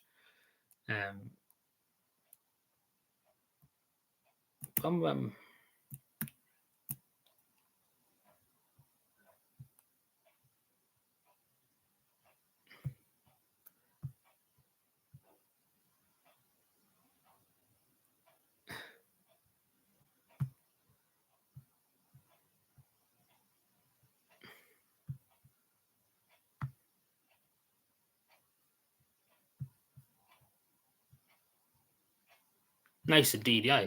Because at the time I didn't think about it until that came.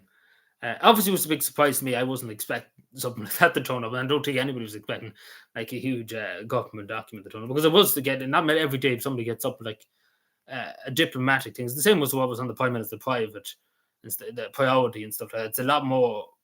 Basically, that was set only Friday, and I got it Monday morning. So it was basically heaven and earth was moved to get it there, basically get it to me.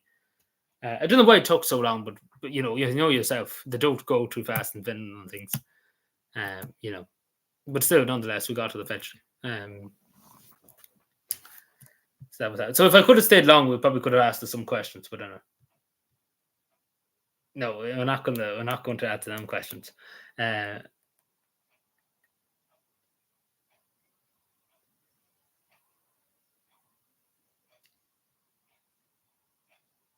Have no. What do you mean? I have no embarrassment. Would you get? Yeah, of course I would. Of course, if Santa was there, I would have definitely 100% got a photo and stuff like that. 100%, 1000%. Like, yeah, hundreds of people get photos with Santa. Like, hundreds, thousands. Like, you should see literally the amount of people she turns up anyway. Like, everybody wants a photo with Santa. I'll show you now in a second. But, yeah, Ben Scallon just put up this tweet just to show.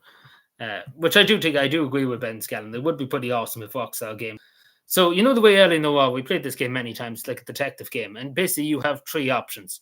Either the person's telling the truth, the person's holding information that gets you, but you don't have evidence to prove it. So you just start shouting at them in doubt. So press X to doubt. And then Y, lie. So you have evidence to say they're lying. It'd be pretty cool if there was a system like this in real life for politicians. But you know what I would usually pick with Irish politicians? I usually pick the doubt option, start just shouting at them. You know, basically. That's basically what the doubt is. You just basically start shouting at them, which would be great. You know, start just shouting at them. Because let's be fair, this option never be the top option, never be picked with Irish politicians. Let's be put that way. Because there's never any truth in this country. You know. Good. Oh, you're still here, Gordon. Good night. Oh, yeah, but I definitely would have got a photo. And I would have got, you probably got an interview too. Because again, I was with people from the Social Democrats. Like, they know they've met Santa in their lives. You know, so, you know, I had more of a say in it, you know. And the media, yeah, but particularly politicians, you could just shout at them. It'd be good fun. But, you know, they knew Santa and stuff like that, obviously. Like, one of them was high enough in the Social Democrats. He had something to do with finance. He's a higher up in the Social Democrats to do with the party's financing in the Social Democrats. So he's quite high up, you know, basically. He is quite high up in the Social Democrats. You know, but the problem was, and again, I probably would have got to meet if she was still an MP and stuff like that, that would have been arranged. But it's the fact of the matter that she's a part of a private organisation, the Holy Blair Institute. It's not a public organisation. And obviously then she's flying around the world, basically. Like, she was in Berlin and then she was in Italy. It was Sardinia, yeah. So she was there that week. I was in Finland. So that's where she was. She wasn't even in the Finnish state. So, you know. See, if she was an MP and stuff like that, she wouldn't be in Berlin and stuff like that. She'd be in the Helsinki in the parliament. You know.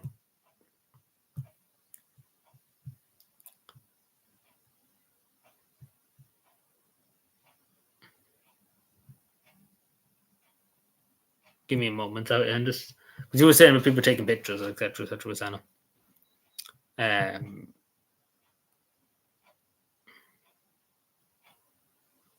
We'll try and find this now. It's going to take me an hour to find it. Yeah, it's going to take me 9 years to find it. Give me a second.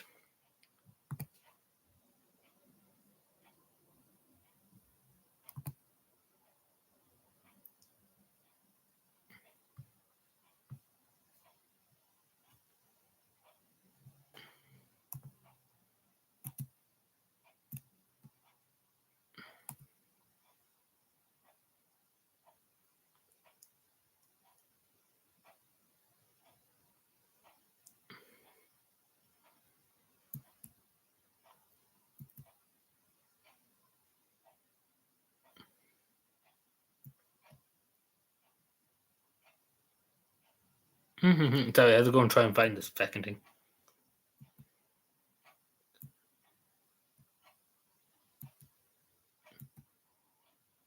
Takes 9 million years.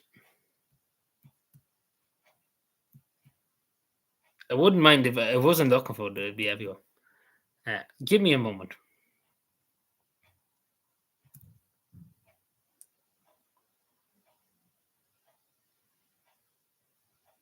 Good evening. Yeah, you're probably watching what's happening. Yeah, there's a bit of a protest happening in Kulak. It seems to be all quiet now compared to the other day. But hello, Owen. You didn't. I don't know. Did you see the thing I showed Monday evening? You probably didn't. Where the fuck's that? I'm looking for something specifically now. So give me 2 seconds. Because I wouldn't mind, but because Fiona was asked for something, I just want to show you. Give me a moment. I wouldn't mind, but I've seen it literally 9 billion times. And now when I look for something, when I literally go out of my way to try and find something, I can't find it. Like it's a quite a joke. That's what it is. Piggy. Where in the name of God?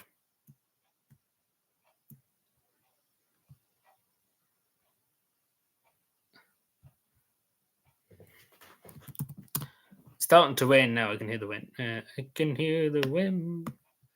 Where in the name of Jesus?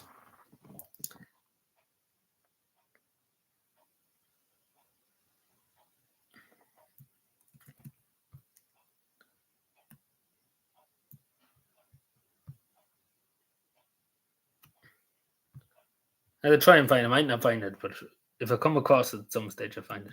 Like I'm determined to try and find it now. So. Where's Simon Howes when you want to move heaven and earth?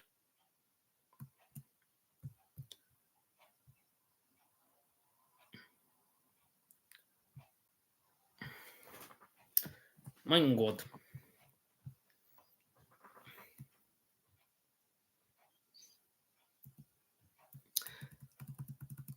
This is cringe. Like, where in the name of God?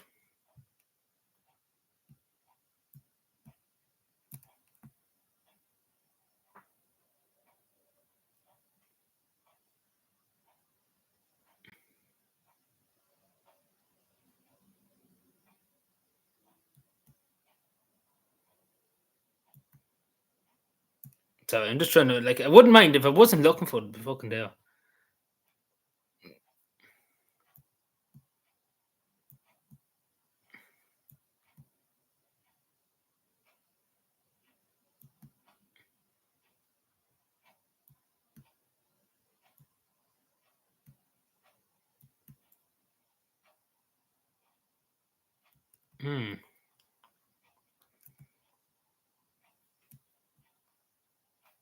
I'm going to jump out of the window this thing.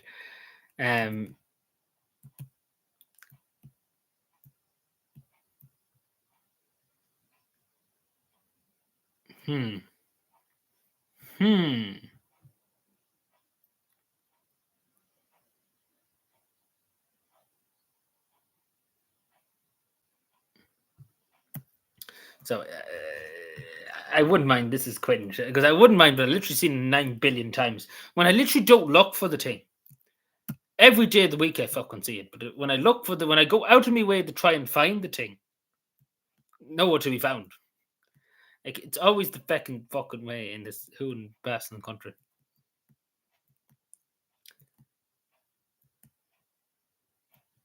And I hate the way Elon Musk has removed fucking likes too from tweets. Pig gilly. It'd be so much easier if I could try and find the fucking thing. If he didn't remove the likes, I'd be able to find it quicker. That's what I'm trying to say. Like it's just the height of bullshit when you can't find it.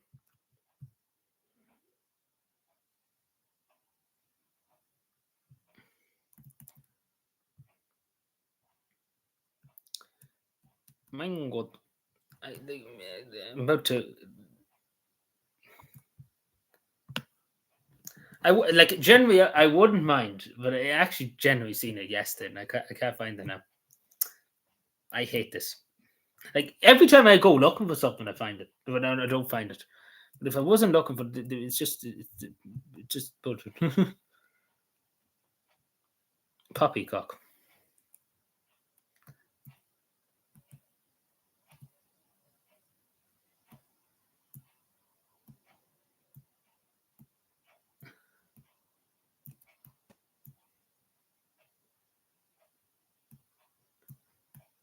Am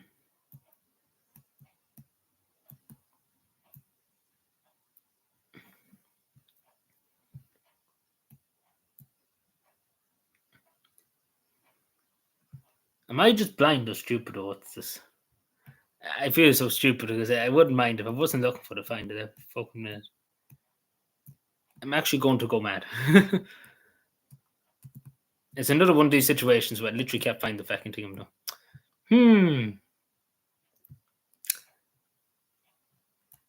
Pig gilly. Oh no, no.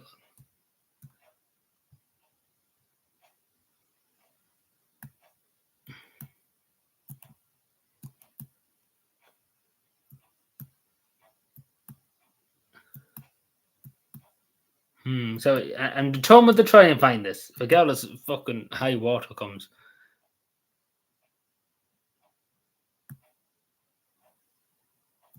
This is mighty bullshit.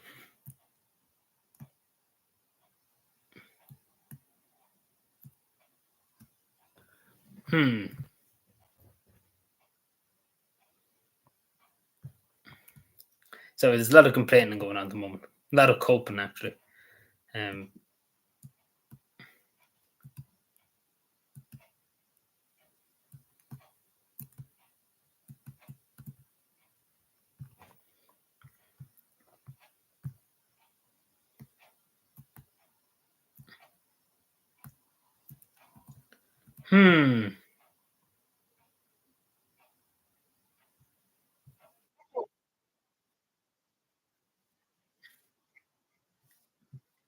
I hate the way you can't see likes on Twitter anymore. Yeah, I know about that. I've seen that many times. And people pointed that out to me many times. Give me a moment. So, like, literally finding Wally. It could be easier to find Wally. If I can't find it in the next few minutes, I'm going to give up.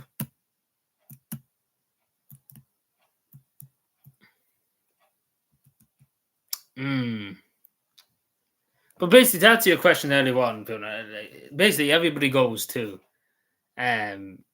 see Santa. Like everybody goes to see Santa. Like literally everybody goes to take a photo with Santa. That's the only reason why. Like literally, she's swarmed with people when she's out anyway.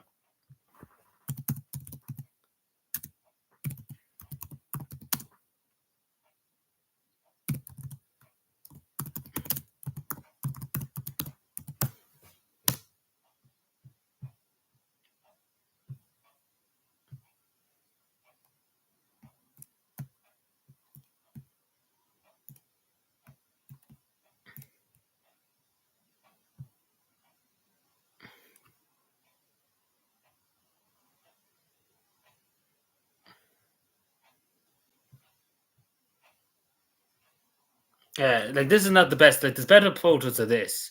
I was just trying to photos, but basically this is kind of what happens. Like literally everybody turns up. You know, like everybody here is trying to get photos of it. You see, like hundreds of millions of people turn up. Like literally, it's insane. Every time she announces any public kind of event, right, that literally turns up to get selfies and stuff like that. Like she was at a public event there before I went to Finland. And everybody literally turned up. And the only reason why they turned up because Santa was there. Nobody else turned up for any other reason. Just to get a photo. Because literally you see old men and all that trying to get photos. Like all these people are trying to get photos. Like literally sometimes she's just swarmed with people, basically. But in fairness too, she does well to be around such a crowd of people too. You know, because a lot of people would be a bit frightened to be around a lot of people. No, I pick Santa. Like, why would you be insane not to pick Santa? Like, it's the definition of insanity. I know that's probably a bit out, but you know, I think even Trump would pick Santa.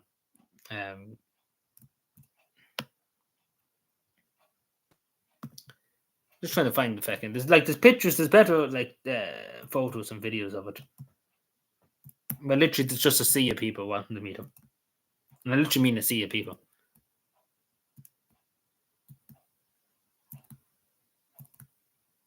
If I can't fucking find, like, I wouldn't mind, but I literally see it. Good man, Sean. That's the man. I get you on the Tony Blair paywall. Tony Blair is going to give you a phone call now tomorrow. He said he's going to give you a few bob for it. Obviously I don't get money from the Tony Blair Institute, of course. Looks into the camera. Allegedly, of course, I get money from the Tony Blair Institute, which would be pretty funny if I did. I'm digging myself a bigger hole. Like, this is insanity. I'm just trying to find it because there's better photos of it.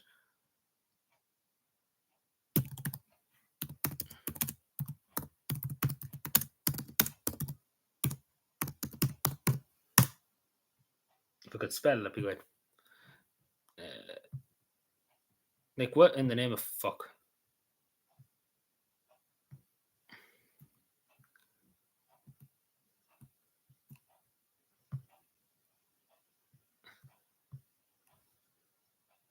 Yeah, don't mention the bike kick out here. Where is this? Sorry, like, there was one that was really, really good that showed really everything. Yeah.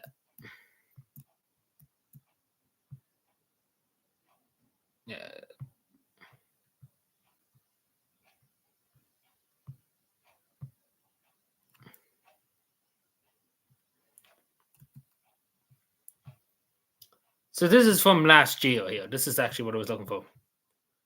So this is from last year. Like, you see the amount of people just literally there to take photos. Like, literally there's a sea of people. Like, literally see that, like, they're still going back this way and back, or like they're everywhere. Like, literally she just gets swarmed with people. And she does well because, there's nobody around her. Like, some of these people could have a gun or anything. Like, literally she's on her own kind of there meeting people. Yeah. And this one she was Prime Minister too. Yeah. It doesn't kind of show, like, there's better photos on Twitter that shows about it. But yeah, no, like, there's literally just a swarm of people. Like, that's literally everywhere she goes. That's what happens. Leo Falco or Simon Coe, nobody cares when they come to town. But when Xana comes to town, everybody fucking moves to us. Allegedly, of course. Olmanoia.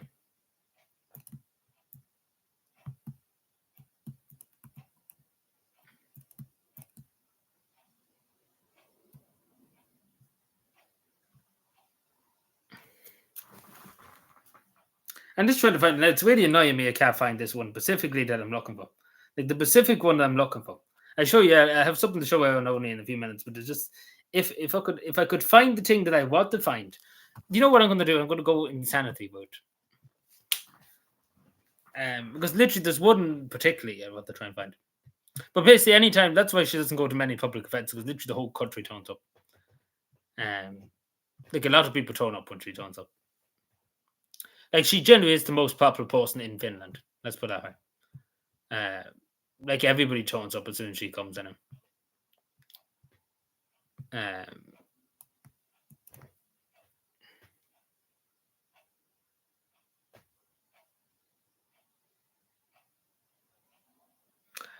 have to go through all my likes now to try and get this.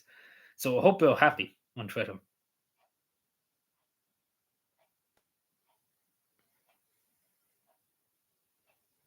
This is pain and suffering. Like, I'm determined to find it. Like, I'm going to be here for 3 or 4 hours trying to find this.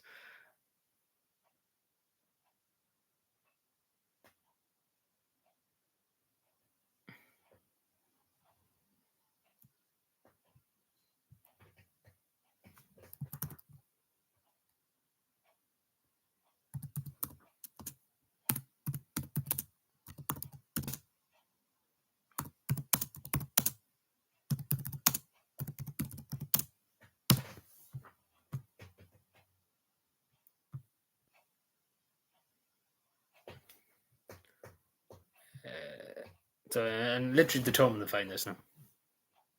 I hope you're happy for now. You have us on Wild Goose Chase. No, but I wouldn't mind. I had literally seen it the other day. But I never thought I would need it. Oh man, oh yeah.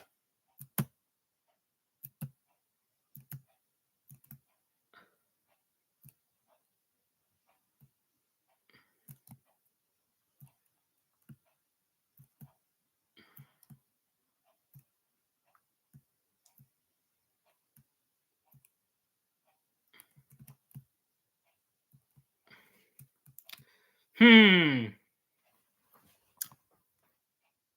think it's Jova. Mine would. I think it's Jova. I can't find it. Like, I generally can't find it. Like, this is Jova.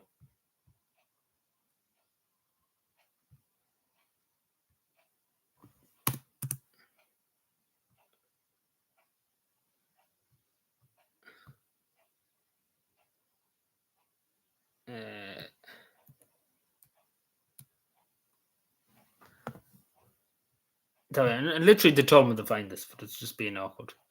Like, I wouldn't mind, but I'm trying to look for a specific account. I know that sounds, but there's a specific account they kind of showed.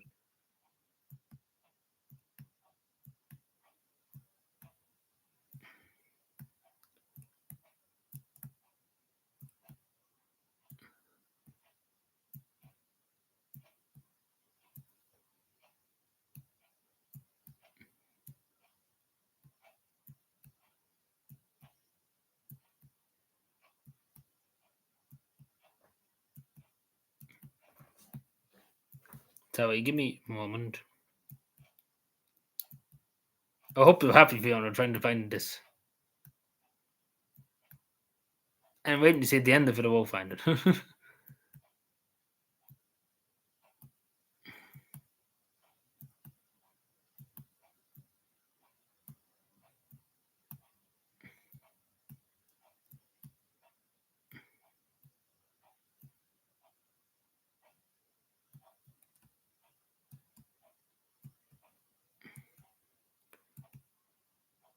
I don't know. Yeah.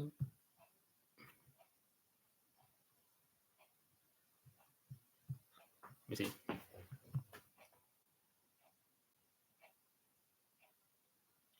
Oh yeah, I have to show that. This is the thing. I'm trying to find this thing that you were saying about it. But people taking photos and stuff. I'm just trying to find an example of it.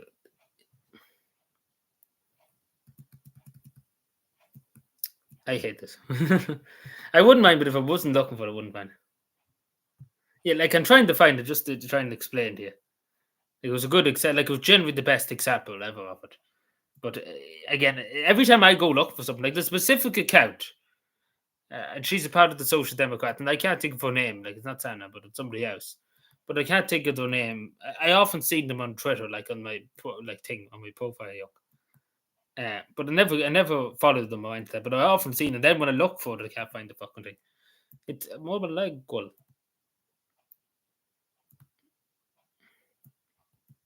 My God. I can even picture the face of the cat, but I can't think of it now. I didn't because I never followed them.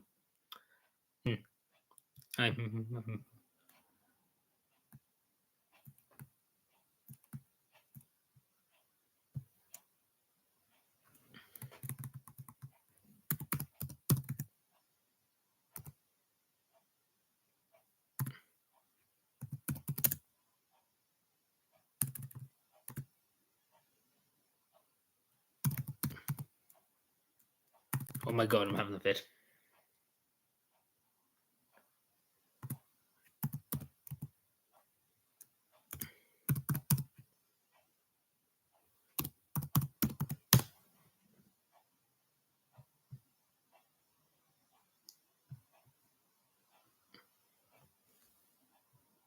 Yeah, I can see the person's face. I often see, like, every other day of the week. I tell you, this is the funniest part of it.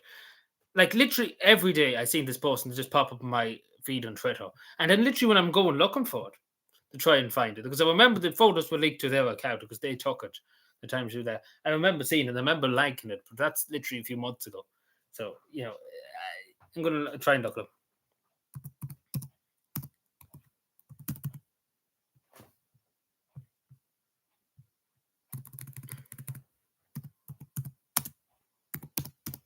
If I can't find it, then I find it at some stage. If I found them, if I find that account, then I find it basically.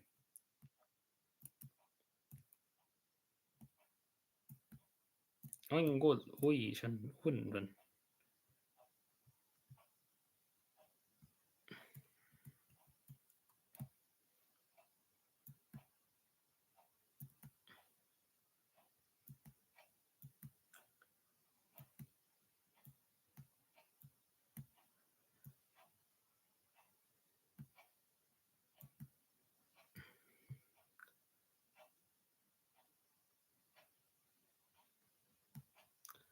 It's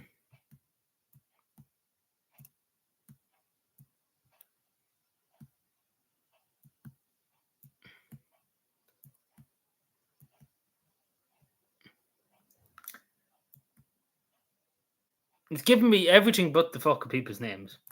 And that's the best part of it. Like everybody else but the person's name.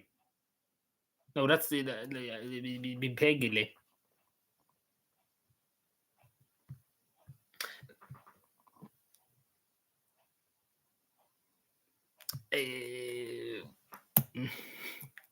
I hate this. Like I wouldn't mind, but every day of the week I see this person pop up, and then when literally I'm fucking looking, the thing it won't pop up.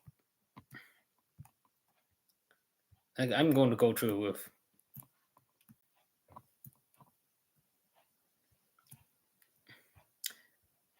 Yeah, but this is Joe. I don't know. Yeah, I probably should have voted. If I can't find it now, I'm gonna go mad. I'm gonna just check one more time because see, it's all with lies of Elon Musk. Elon Musk, can you please save us? Because literally, if it pops up in my recommended, then we're golden. Because that's how I know. Because she often popped up just on my fucking thing. Me think that sounds dangerous. It often pops up in my recommended. This is just shit.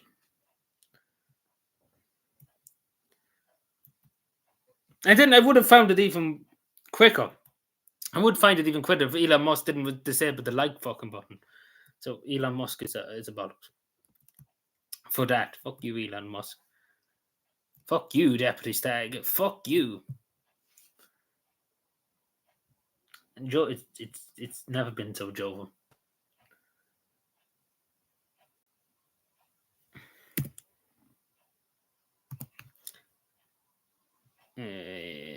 Pig. No, let me see.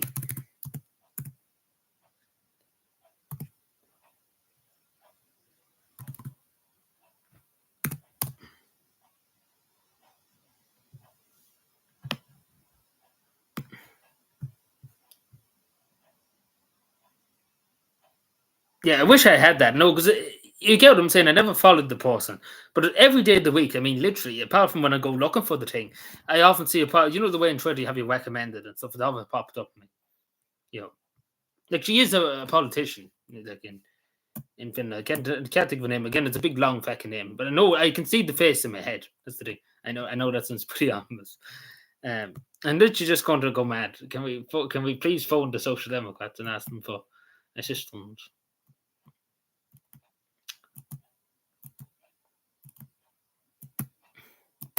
I'm going to go through the whole lot of it. Like I'm just determined and waiting to see it. Probably literally pop up in me when I'm not looking for it. Like I'm determined. I hope you're happy, Fiona. You're starting me on this crusade.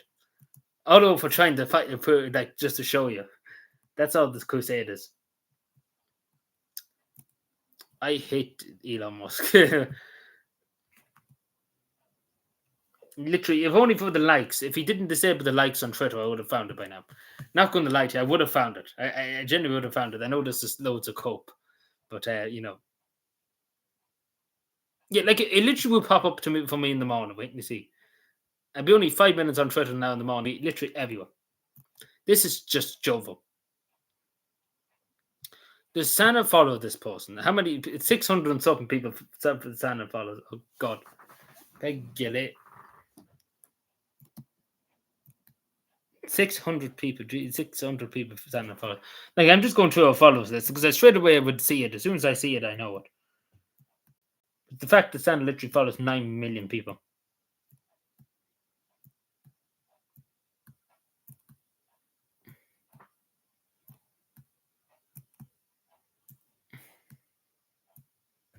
It doesn't even show me all of it. Why does it stop? Like it just it's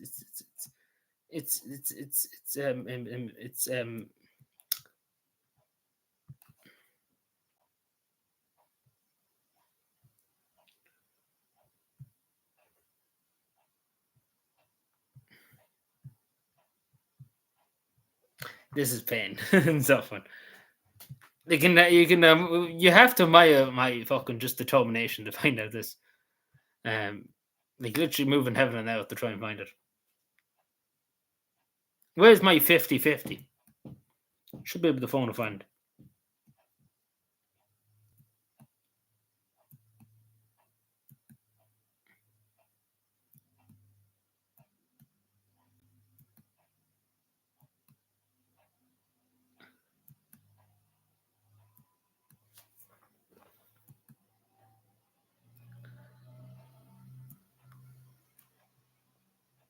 Oh, that's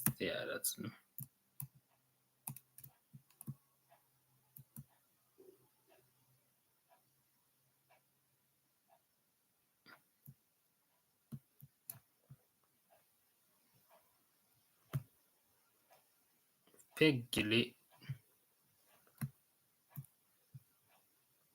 Would this be it?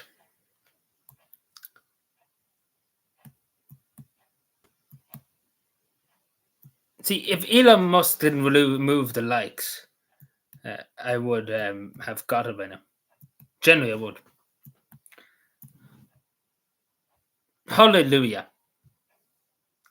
Generally, hallelujah. I've literally got it. Now it's trying to find the fucking thing. I literally have the account, right? I found the account. I was trying to find the photo. So I'll be happy with this now. And I'm literally going to follow this guy. No, it's not that boy. I know who you're talking about. It's not her. I'll show you the account now in a sec. But literally, if I would have thought of it, like I have to try and find the photo now. I know it's on her account, but I can't think of where. But I have to go through it now. After all this, trying to find it.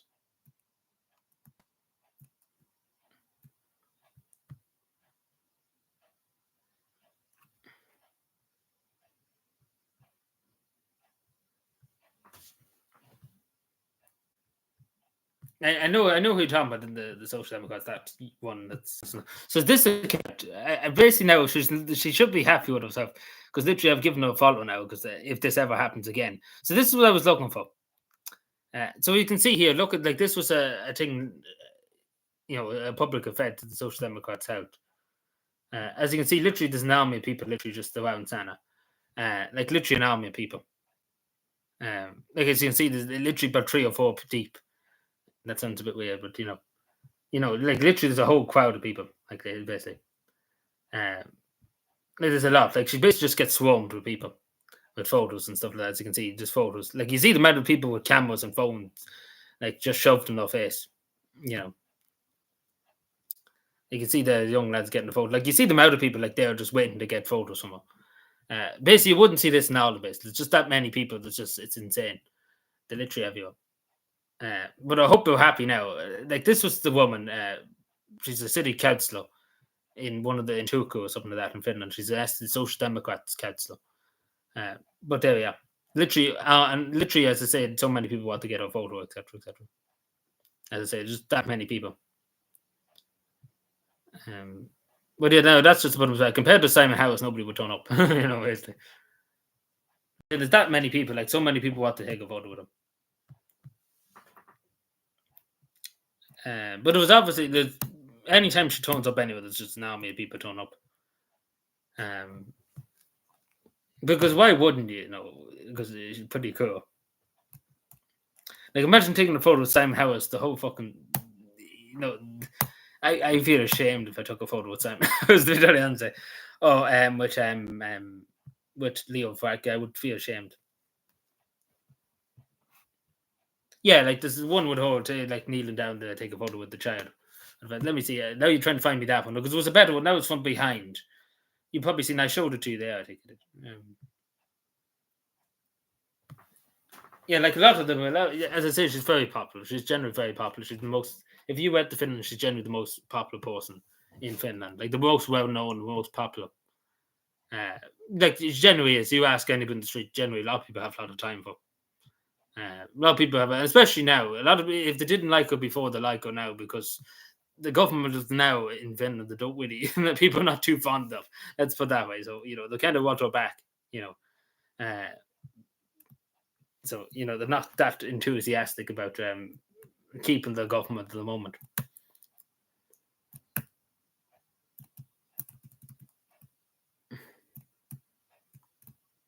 If I can find the thing, like wouldn't mind. I showed it to you earlier on, but I can't find it now. This thing loves trolling me. This is the troll. 1 second, and then everyone is probably just like, "What do you want me to show? What to show me?" Like, where was the thing? It was the foot thing. I think I showed it on. If I could spell, I'd be the most best person ever. I wouldn't mind. We were supposed to be gone at 8 o'clock, and we're still here. Shock, horror.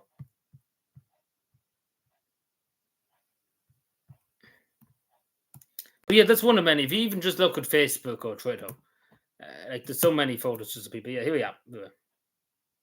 It was a go, yeah.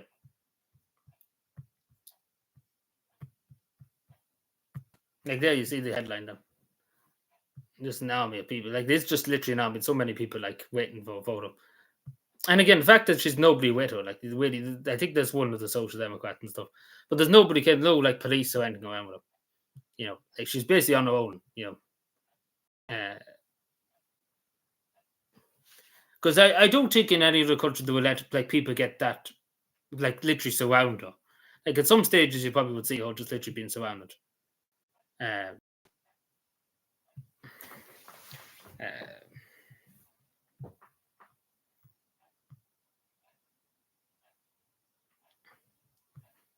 I hope you're happy. I'm trying to prove your point now, Fiona.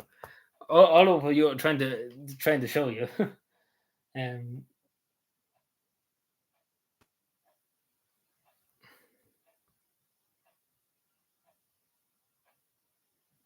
Oh yeah, Mango Delta.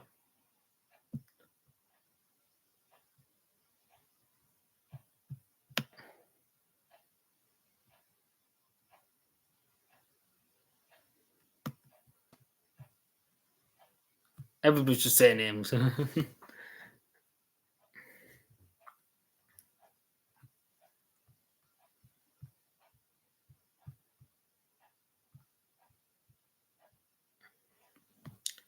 Give me a moment.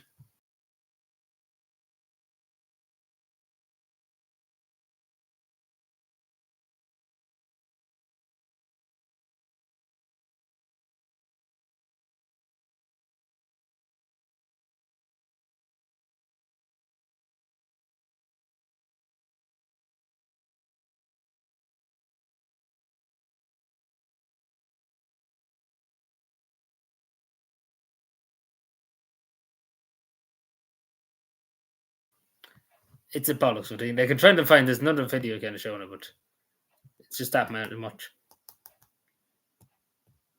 Yeah, I don't know. I will find it.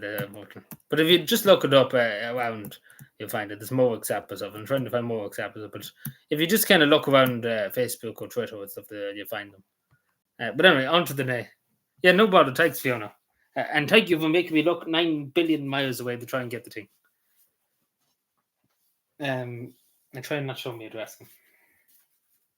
So did you see? I don't know if you've seen it now, Evan. Only I think it was. I don't know. Did you see it Monday night? I showed it there earlier on too. I don't know. Did you see it?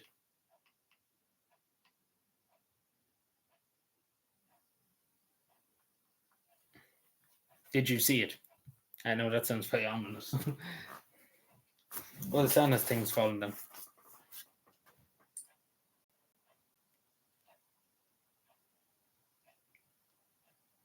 What time did I start? At 6:30. Yeah.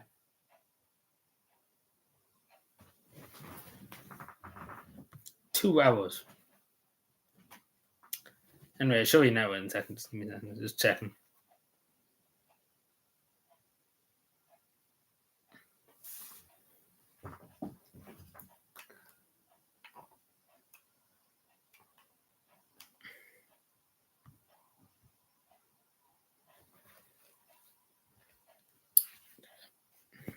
But I don't know. You probably didn't see this. I just be careful. I don't know if you see. You've probably seen maybe in the community. I had to put it up in the community post. Let me take that.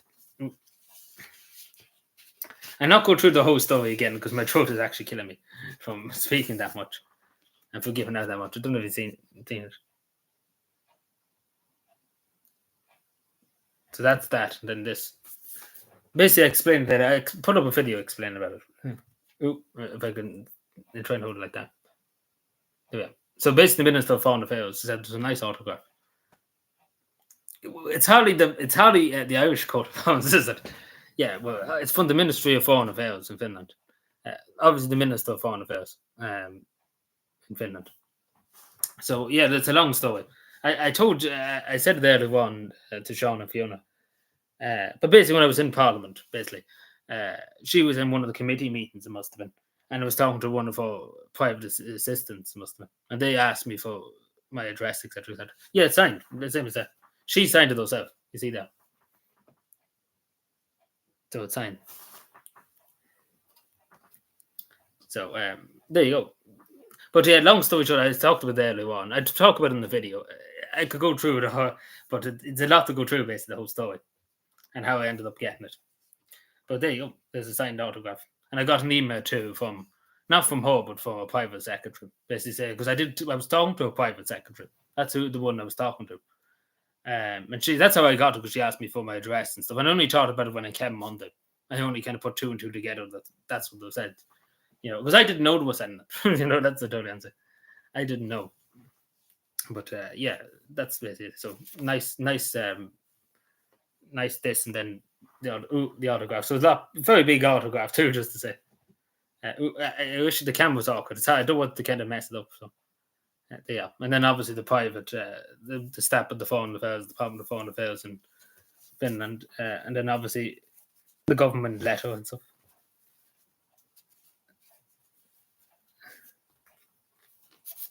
Yeah, it's like you've seen it yourself, the big increase. I don't know what you hear at the time. I think Fiona might be here. I can't remember who was here. But it increased by 3,000% or something like that. Because a lot of people see, I didn't tell anybody that it was going. And I think that's what shocked people the most. That I kept it secret. They knew for a year and a bit about it. And I never said anything to anybody. I suppose that's what shocked people the most. That I didn't, I was on live stream so many times. And I never said anything. Even though I knew, again, as I say, when Sanna Marin was in government, that's how long I knew about it. And if I knew the general, like the local Saudi election, the European election was on that week, I wouldn't have went.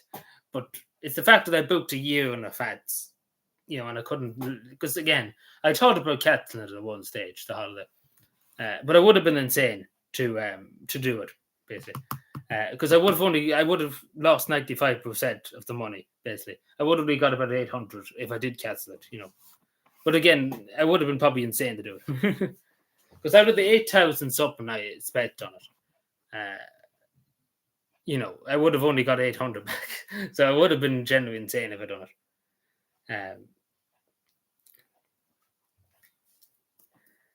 it. So we're lucky I didn't cancel, because you would have been down a lot more, basically. Because the only excuse I would have had, I wouldn't have been sick or into that. I would have only said I wouldn't go because of the election. But anyway, it was the worst time ever for the happen. And then I didn't know until that January about it, that the government was going for that date. Because literally it was only a few hours before the election was here. And that's what annoyed me the most. That's what you heard me off. That's what annoyed me the most about it. And that's why I kept it quiet too, because I didn't want to say that I was going during the election too. I was very annoyed about going during the election. That's what I'm trying to say.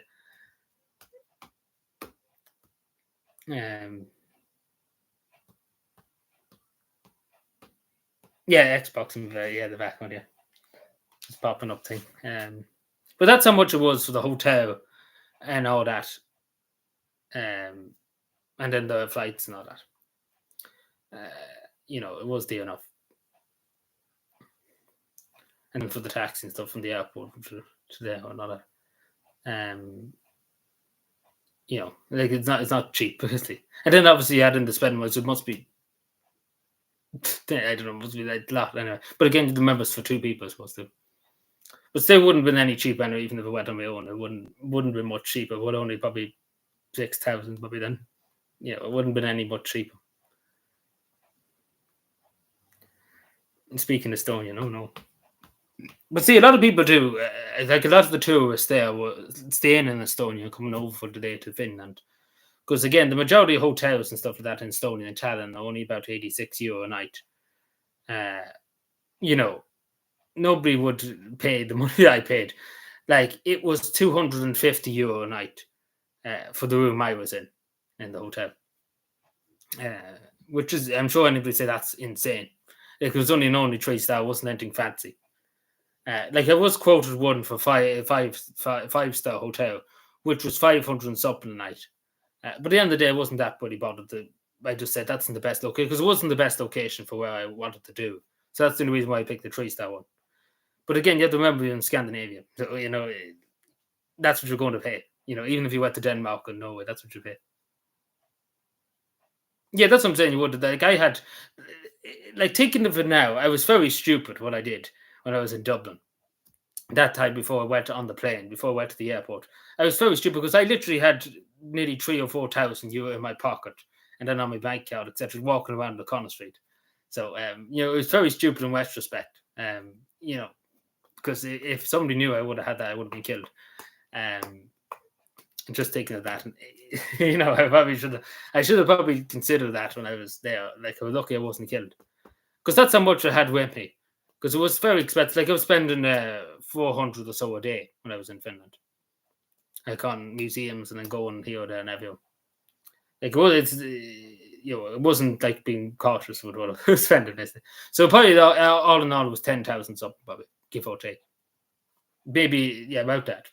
Because that's to get there. The 8,000 was just to get there, and the airport and stuff like that, the hotel, and the plane, of course, and then the baggage, whatever baggage I bought with me, and what else? Yeah, the plane back. Yes, the 2 ways. Yeah, and then the meal on the plane and all that. That was all added in. The insurance and stuff was added into it, and so But yeah, you could generally do. You can go to Australia for that. But again, it was for 2 people at the remember too. If I were, it wouldn't have been much difference. Probably with 1 person. It would have been 6,000 anyway or something. It would have probably ended up 7,000 anyway, near enough 8,000 anyway. But not the place many people would go to, basically, because that's why the majority of people stayed in Estonia, went over to Helsinki for a day trip. Nobody's going to spend that big of money,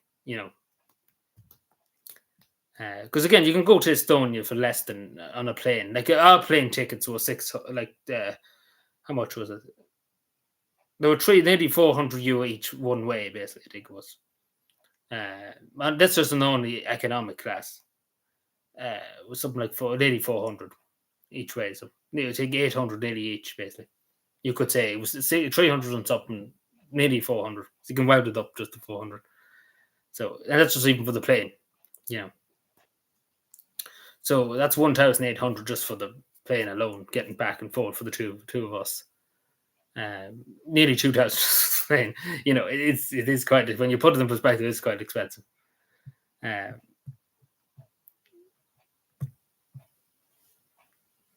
Because just thinking about it now, it was a cavan person spending that. That's some of the majority of Irish people said. I never said it, but the majority of Irish people in the pubs were like, "Why is there a cavan person here? Who paid for you? Like, who paid for you to come here? Like, that's what they're asking. Who paid for you? Like, who paid for you to come here?"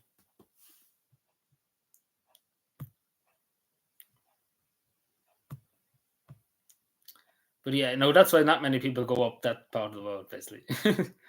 But again, I probably could have done it really, really cheap. But again, I booked it through a travel agency too. I didn't book it on my own. So the travel agency got their share and stuff out of it too. But that was that, But anyway, I was happy enough with it because again, I was safe enough in the city and stuff, and enjoyed myself. It would be different if I didn't enjoy myself and I was giving a fuck about it. I wouldn't be too happy with it. But again, I was happy enough with it, so I was willing enough to pay it, basically.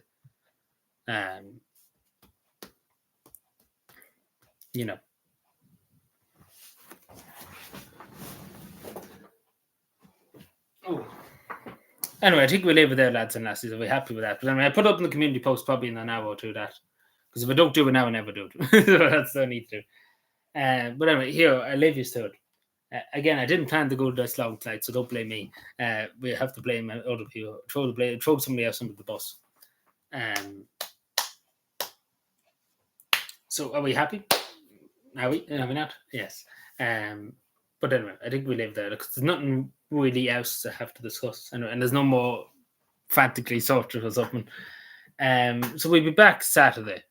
All going well. Hello, Jason. How are we doing? Happy 100. Yeah, it's 100, would you believe? It doesn't feel like 100, but it is. It's around as 100 or 101. It's something like that. Because one stage we got something wrong, but anyway, we're just about to go, so I have to say goodbye to you, Jason. So thank you for stopping in, but thank you, everyone. I appreciate it as always, and enjoy the rest of your day. And I talk to you probably Saturday. Again, the other part of Helsinki is out. Please do watch it, especially the bit of Parliament. Have a look at that. And thank you for watching, and enjoy the rest of the evening. Bye.